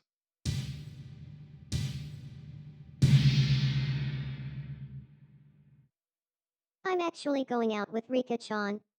So, I can't date either of you. Damn. Fucked up. And she's sad forever. Forever? Forever. No. I can have somebody cheer her up, and then maybe they'll fall in love. Ruby. Not getting along is crazy. Like, imagine, like, disliking someone because they asked you out. I think I'm just I don't think they were fine. getting along in the first place, and she just got a crush on her. No, they were, like, getting along slightly. The Aw. relationship definitely went down. I think Mateo should cheer her up. My terrible green son. Oh my god. What is happening? Ezra, you're phasing into your son! Stop! Like, this is truly helicopter parenting. Here, go cheer Ruby up. At least we have pills. Ta-da. What? Mateo's like, get out of the bathroom, I want to cheer you up. Fuck. I have so many characters in this that were made by Tomodachi My and head is named spinning by from how them. trendy this place is. Hee hee. Fucking Oh, weirdo. okay. Yeah, Case is here. I really like that interpretation of their persona. Thanks! I wish I had I think my someone to favorites are Hinako and Case. Bunny Boy from Mage Fight is in love with someone. Hey, good afternoon. What happened? Also, I'm not here. Looks away in betrayal. I can't explain I'm it, sorry. but Pete is on my mind I all should the put time you in lately. here. Not that I care. You don't have to. I should, because you're on my streams. Liam's in love with Peepo, that's a problem. Sounds it? like love. Peepo's the worst. I knew it. I'm in love with Pete. Not that I care. His real name is I Peter, want to but he shout goes it by from a Peepo. mountaintop. I'd love to go on a date with Pete. Not that I care. Didn't Peepo confess to you, motherfucker? And you turned him down? These stupid Blorbos. They're so stupid. The fuck-ass pineapple. Yeah, chat hates him. As pineapple that I hate. This is him. Everybody in chat turns into a homophobe when he's around. Huh. What's up? I love him. Look at Why him. does everybody? Everybody hates him. He's such a Why? homewrecker. Every time somebody confessed to somebody, he would show up like, hold it right there. I'm in love. I'm in love. Did we want to make Takano? If we have time. It would be fairly easy to make Takano. This is also- this is Maverick, I forgot to say. I made her. I'm out. That's Cam's sister and also Zale's half-sister. Anyway. We should make Takano. Yeah. There's a Kowalski. I gave him blood. This is the crime scene cleaner protagonist. Oh, I also made Enna. Have you seen Enna? She's so Wow. good. I love her. I'm obsessed with her. I know. Oh my god, the soup bunny. Yeah. I still need to send this to Kylie and be like, I made the Zoop bunny for you. Essentially, Kylie Hankey's persona at this point. Honestly, yeah. Okay, I will make Takano. I don't know if I should say that on stream, actually. Oh. I'll tell you later. I started making Flowery and I forgot. We don't need to make him. Girona. It's my Girona, chat. But I was like, I never... Orange. I never streamed that on, so I was like, I don't see a point of doing this. Just kidding. It's the penis man. Your dad is my best friend. Your dad's my best friend. I hate how he's ruined like every person's like echolalia. A little bit, yeah. Okay, what's... Listen, I hate that fucker. Unfortunately, he's really funny. No, I love him so much. I love him more than life. He made me laugh so much my abs hurt. My favorite thing is when he says yes and he goes, no, no, no. No, no, no. No, no, no. Alright, I need a picture of Takano. Maybe she will be on screen. She's a blonde white woman with... She's not white, she's Japanese! I interpret her as like... She's white and Japanese and pretty. Yes. I'm quoting Ego Raptor, I'm sorry. Okay. She's a little white, in my opinion. Like, actually white, rather than just, you know, anime white. Takano. Higurashi. Okay, will she stay on screen, though, is the question. Yes, she actually stayed on screen. Okay. This should be easy. Look at this inoffensive woman. This sweet lady. Oh, she's so nice and kind. Yeah, just a really nice nurse. She's so cool. I love her. But I mean, hello, nurse, you know what I'm saying? They should try me in The Hague. Oh. Sorry, I was reading chat. I got excited about the... How do you say that? Chana masala? Chana masala? That sucks so bad, Annie. I'm so sorry. Oh, I hate when that happens. Like, I had this one, like, this is barely comparable because this is like fucking gross-ass frozen food from the store. But there was this one, like, frozen garlic bread that I was obsessed with and addicted to, and it was a really good, safe food for me when I was, like, feeling shitty and also didn't have energy to do anything else. And then they changed the fucking recipe and it sucked afterward, and I wanted to kill someone. Never kill yourself. Kill the people who make these fuck-ass decisions because it either A, makes them more money, or B, saves them half a cent on every purchase. She's got, like, hang on. It's, like, long, straight hair. It's very simple hair, but she has, like, these weird side bangs, too. Okay, so she does have the weird side bangs, so I should probably do the weird side bangs. Not that, Yeah, I think... Yeah. She has the fringe. I think this is a good one. Yeah. I think that'll work. And then we just give her long hair. Yeah. She's a very simple, but yet very effective character design, I feel. She's a very unassuming person. Yeah. I just don't want her to look too Rika-ish, because... No, I get you. I think that Her works. hair's gonna be yellow, for one. Yeah. It's like the same shape, so I'm like, uh-oh. Okay, that's perfect, actually. Wait. Yeah, actually. That's better. And she has... Takano. Very thin eyebrows. And she has, like... You know, they're kind of, like, concerned-ish looking. Okay, we need to look at those papers. Peepers. Very rectangular, brown eyes. That's not rectangular. No. That's not either. See, I could change, like, the... Yeah. That really works.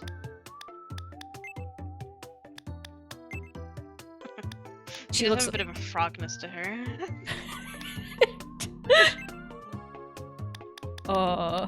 She's a beautiful, beautiful brown-eyed woman. It's very light brown. It is, but it is still brown. Okay. Yeah. And... Oh! That's a little too much, I think. That makes her look tired and old.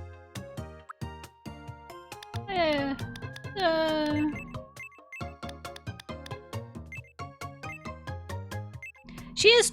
I'd say she is kind of tired. Yeah. She's been working. She's been grafting hard. That's scary as fuck. Okay, there we go. Her flat face is so funny to me right now. She's a very slight nose. Very small. I think there's... It's like... I swear there's like... No. It's like long, but like demure, if that makes sense. Yeah, I think, if only I I'll could be make honest, it narrower. there's never a good, like, me nose. No. I think I don't this think might any be... of the me noses look good. This might be the best one for her. Yeah, I agree. And then she has like a little... Yeah, a very slight smile. Oh, I love her. No, that's Needs to good. put her in a nurse outfit. I have that. You say with unmatched lust. Yeah.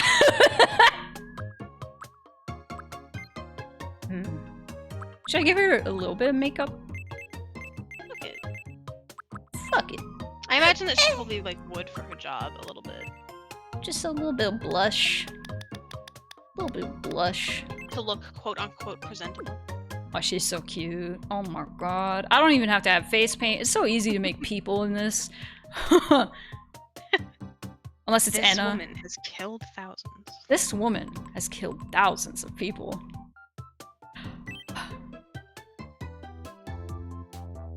I don't know how tall she is. She's not as tall as Viv. Viv is huge. I think she's like a very normal height. I'd say she's probably like around. She's probably good where You know she what? I'm is. gonna see if she has like an official height. Okay. Well, it doesn't really translate to the game. No, but I'm curious.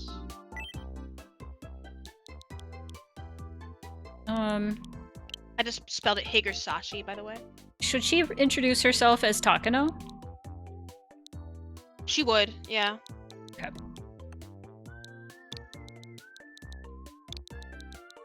I know to some people she introduces herself as Mio, but... My name is Takano. Oh, you said that My wrong. name is Takano. Takano. Ha.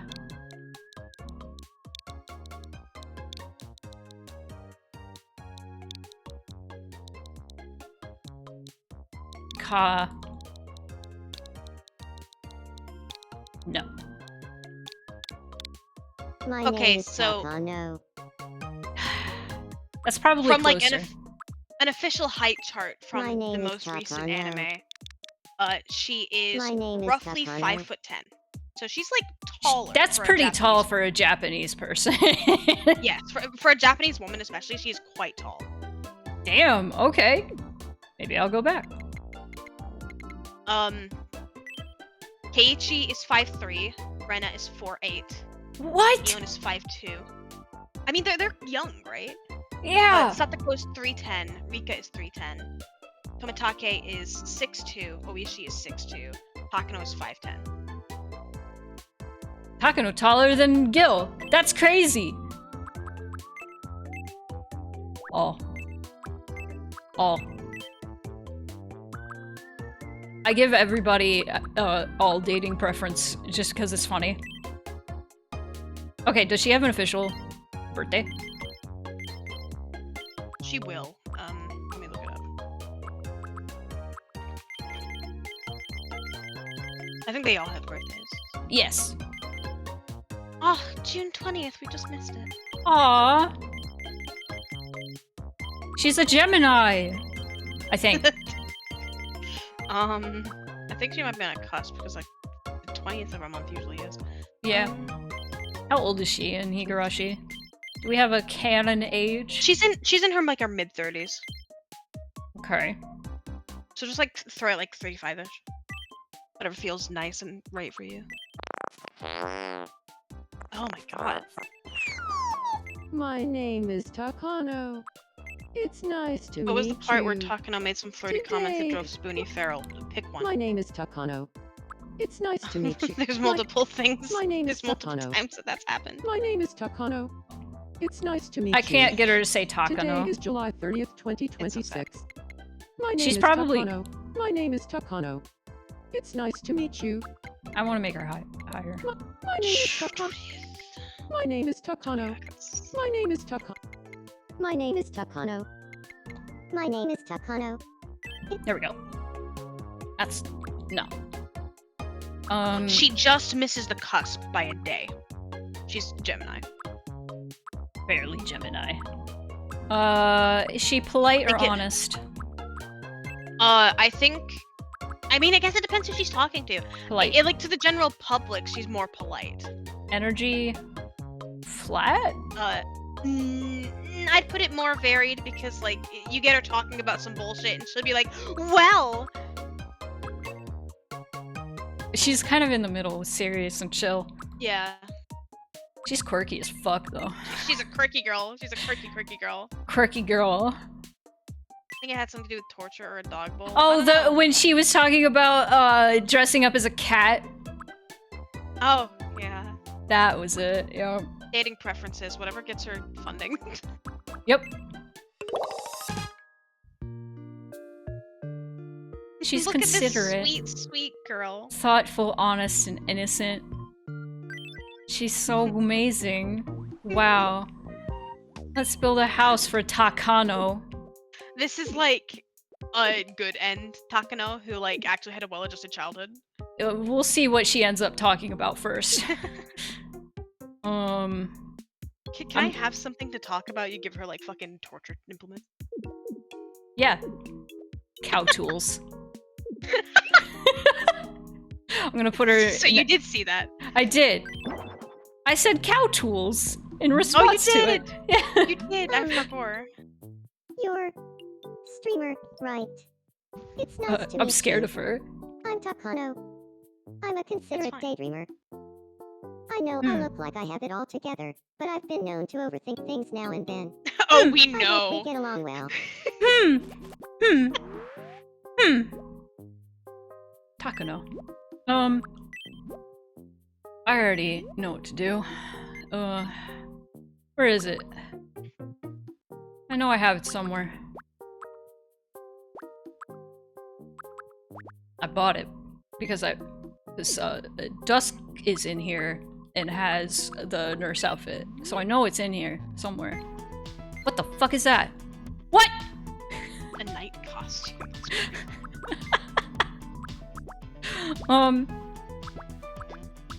Anyway, you should give Takano a bowl. Stop. RN. Stop.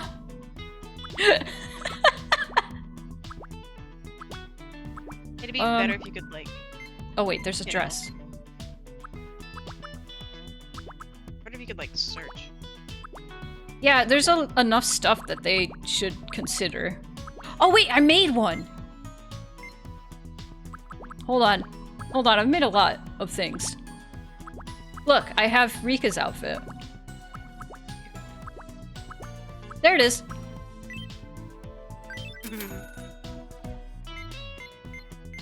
I don't remember if I had a hat. I don't think I do. You I can make don't- a Hallie or something. I can do this. And I can give her... Don't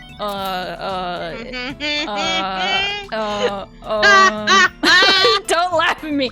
Leave me alone!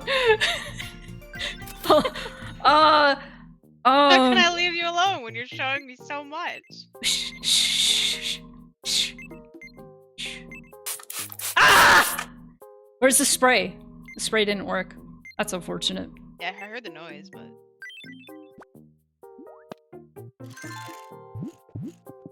And if you don't like it, too bad. She's so beautiful. She loves it! She loves it. Wait. Isn't she lovely? Isn't she? There was like a meme for a bit, I don't know if it's still happening, where people would show characters like being like exploded, and then it would fade into a montage of them saying like, "Isn't Their she Jax love me?" It's so fucking funny. It killed me. They did it with Sans, and I was like, God damn it. One of my favorite ones was it was like a competitive Pokemon one for Blissey, and it was Isn't She Bulky? Imagine running a version of Tomodachi Life with all the characters from No, I'm Not a Human. Oh my god, that would actually be pretty fire. I should add somebody from No, I'm Not a Human. I haven't played No, I'm Not a Human since I got this. I'm kidding. I should add you. Genuinely. Smiles so brightly. I'm gonna buy the... Welcome. I'm very afraid of her. No, it's okay. Listen, you have, like, your woman from Higurashi that you're extremely horny and unwell for. I'm I unwell. Get it. I get it. Because Thank you very much. we'll get to Umineko Please and we'll come meet again. my woman. I We'll just... meet the only character I've ever gotten self-ship art for. Oh my god. I'm so excited. I should draw myself with Takano. You should! I should draw Takano Maybe killing take me. the Iron Cross off her beforehand. Yeah, maybe. Yeah. Nah, she has a little red It looks cross great now. now. Thank you. Yeah. I'm glad you like Does it. this break the Geneva Convention? Because it has a red cross. Oh no! Fuck! Oh no! Alright, we You gotta gotta... make it blue. Alright, hang on. We gotta do some... This is fucked up. This is so fucked! Oh my god, the way she sprinted at her! My name is Takano. Oh, your name is Takano? Nice to meet you. Again, this is I'm dark-sided. Rika. What will they talk about first? So first, Oh! you know, it's Oh no! farmland. Oh Gonna finish farming this pasta tomorrow. no! Um, Why are you talking about Walter Sullivan? Takano. Alright, that's fucked up. Okay, well, we've done that. I made Milkchick. You haven't seen a lot of my guys, so... I made the Zachary and Batter. I really like the batter. I'm really happy with the Batter. When he greets anybody, I need to show you his greeting. You got this self-ship art of I love this for you. I followed someone on Blue Sky only because they're making an elaborate cosplay of her. That's really cool. But also, I do need one more self-ship art from Umineko. Maybe I'll hit you up about that one day, Spoonie. That's exciting. Maybe one day, maybe one day, maybe one day, maybe one day. But I'm embarrassed, especially considering it's like furry x non-furry. Dude, furry x non-furry is like hot as hell. It rules. Hell yeah. Speaking of, Ta-da. your E. My E? Your E. Grace and Dusk are married. We're Who? Grace from Resident Evil 9 and my friend Dusk. Oh, And I was like, this is Yuri. that's so Where is... epic. Yeah, there they are. Oh my god. You're looking chipper. Why are they so cute today? Aw. What the fuck? They're wearing like a nurse outfit with the jeans. What the fuck? What the fuck? Okay. I think we should officially wrap up. But we have made Takano is here and we could check on her next time we play, and that'll be fun. Oh fucking yeah. But I'm gonna switch to stream ending. Thanks for coming, everybody. Thanks for coming, everybody. Tomorrow night, we will be playing Funnel Runners, which is a storm-chasing lethal-like, and I'm pretty excited and interested in what the fuck that's about, because storms are actually really scary and terrify me, so it'll be genuinely very scary to me. I need to figure out who to raid. Normally I raid my friend Jess, but let me see if they're... they've only been going 10 minutes. We should go raid Jess. Spoony, who are we gonna raid? We're gonna raid... Loveless Kia. Let's see if I can put that in the chat, if it will let me. Hang on. Loveless Kia... I think it's X. That worked! Okay. So this is my friend Jess. And I like to raid them after Higurashi because they actually know what Higurashi is and are like, oh hell yeah, you were streaming Peak. And otherwise I will raid somebody and they're like, what the fuck was that? And I'm like, no, we must raid Jess. They know Higurashi, they know it's Peem. Peem. Okay. Thank you guys for coming, and thank you, Cal, for being here. My pleasure. And doing such a great job of voice acting. Wow. And remember, chat, the tour of the horrors never ends. Is my message working? I hope it is. I see it. Awesome. Awesome. Because the chat Goodbye. thing is very weird. Goodbye, everybody! Have a good night.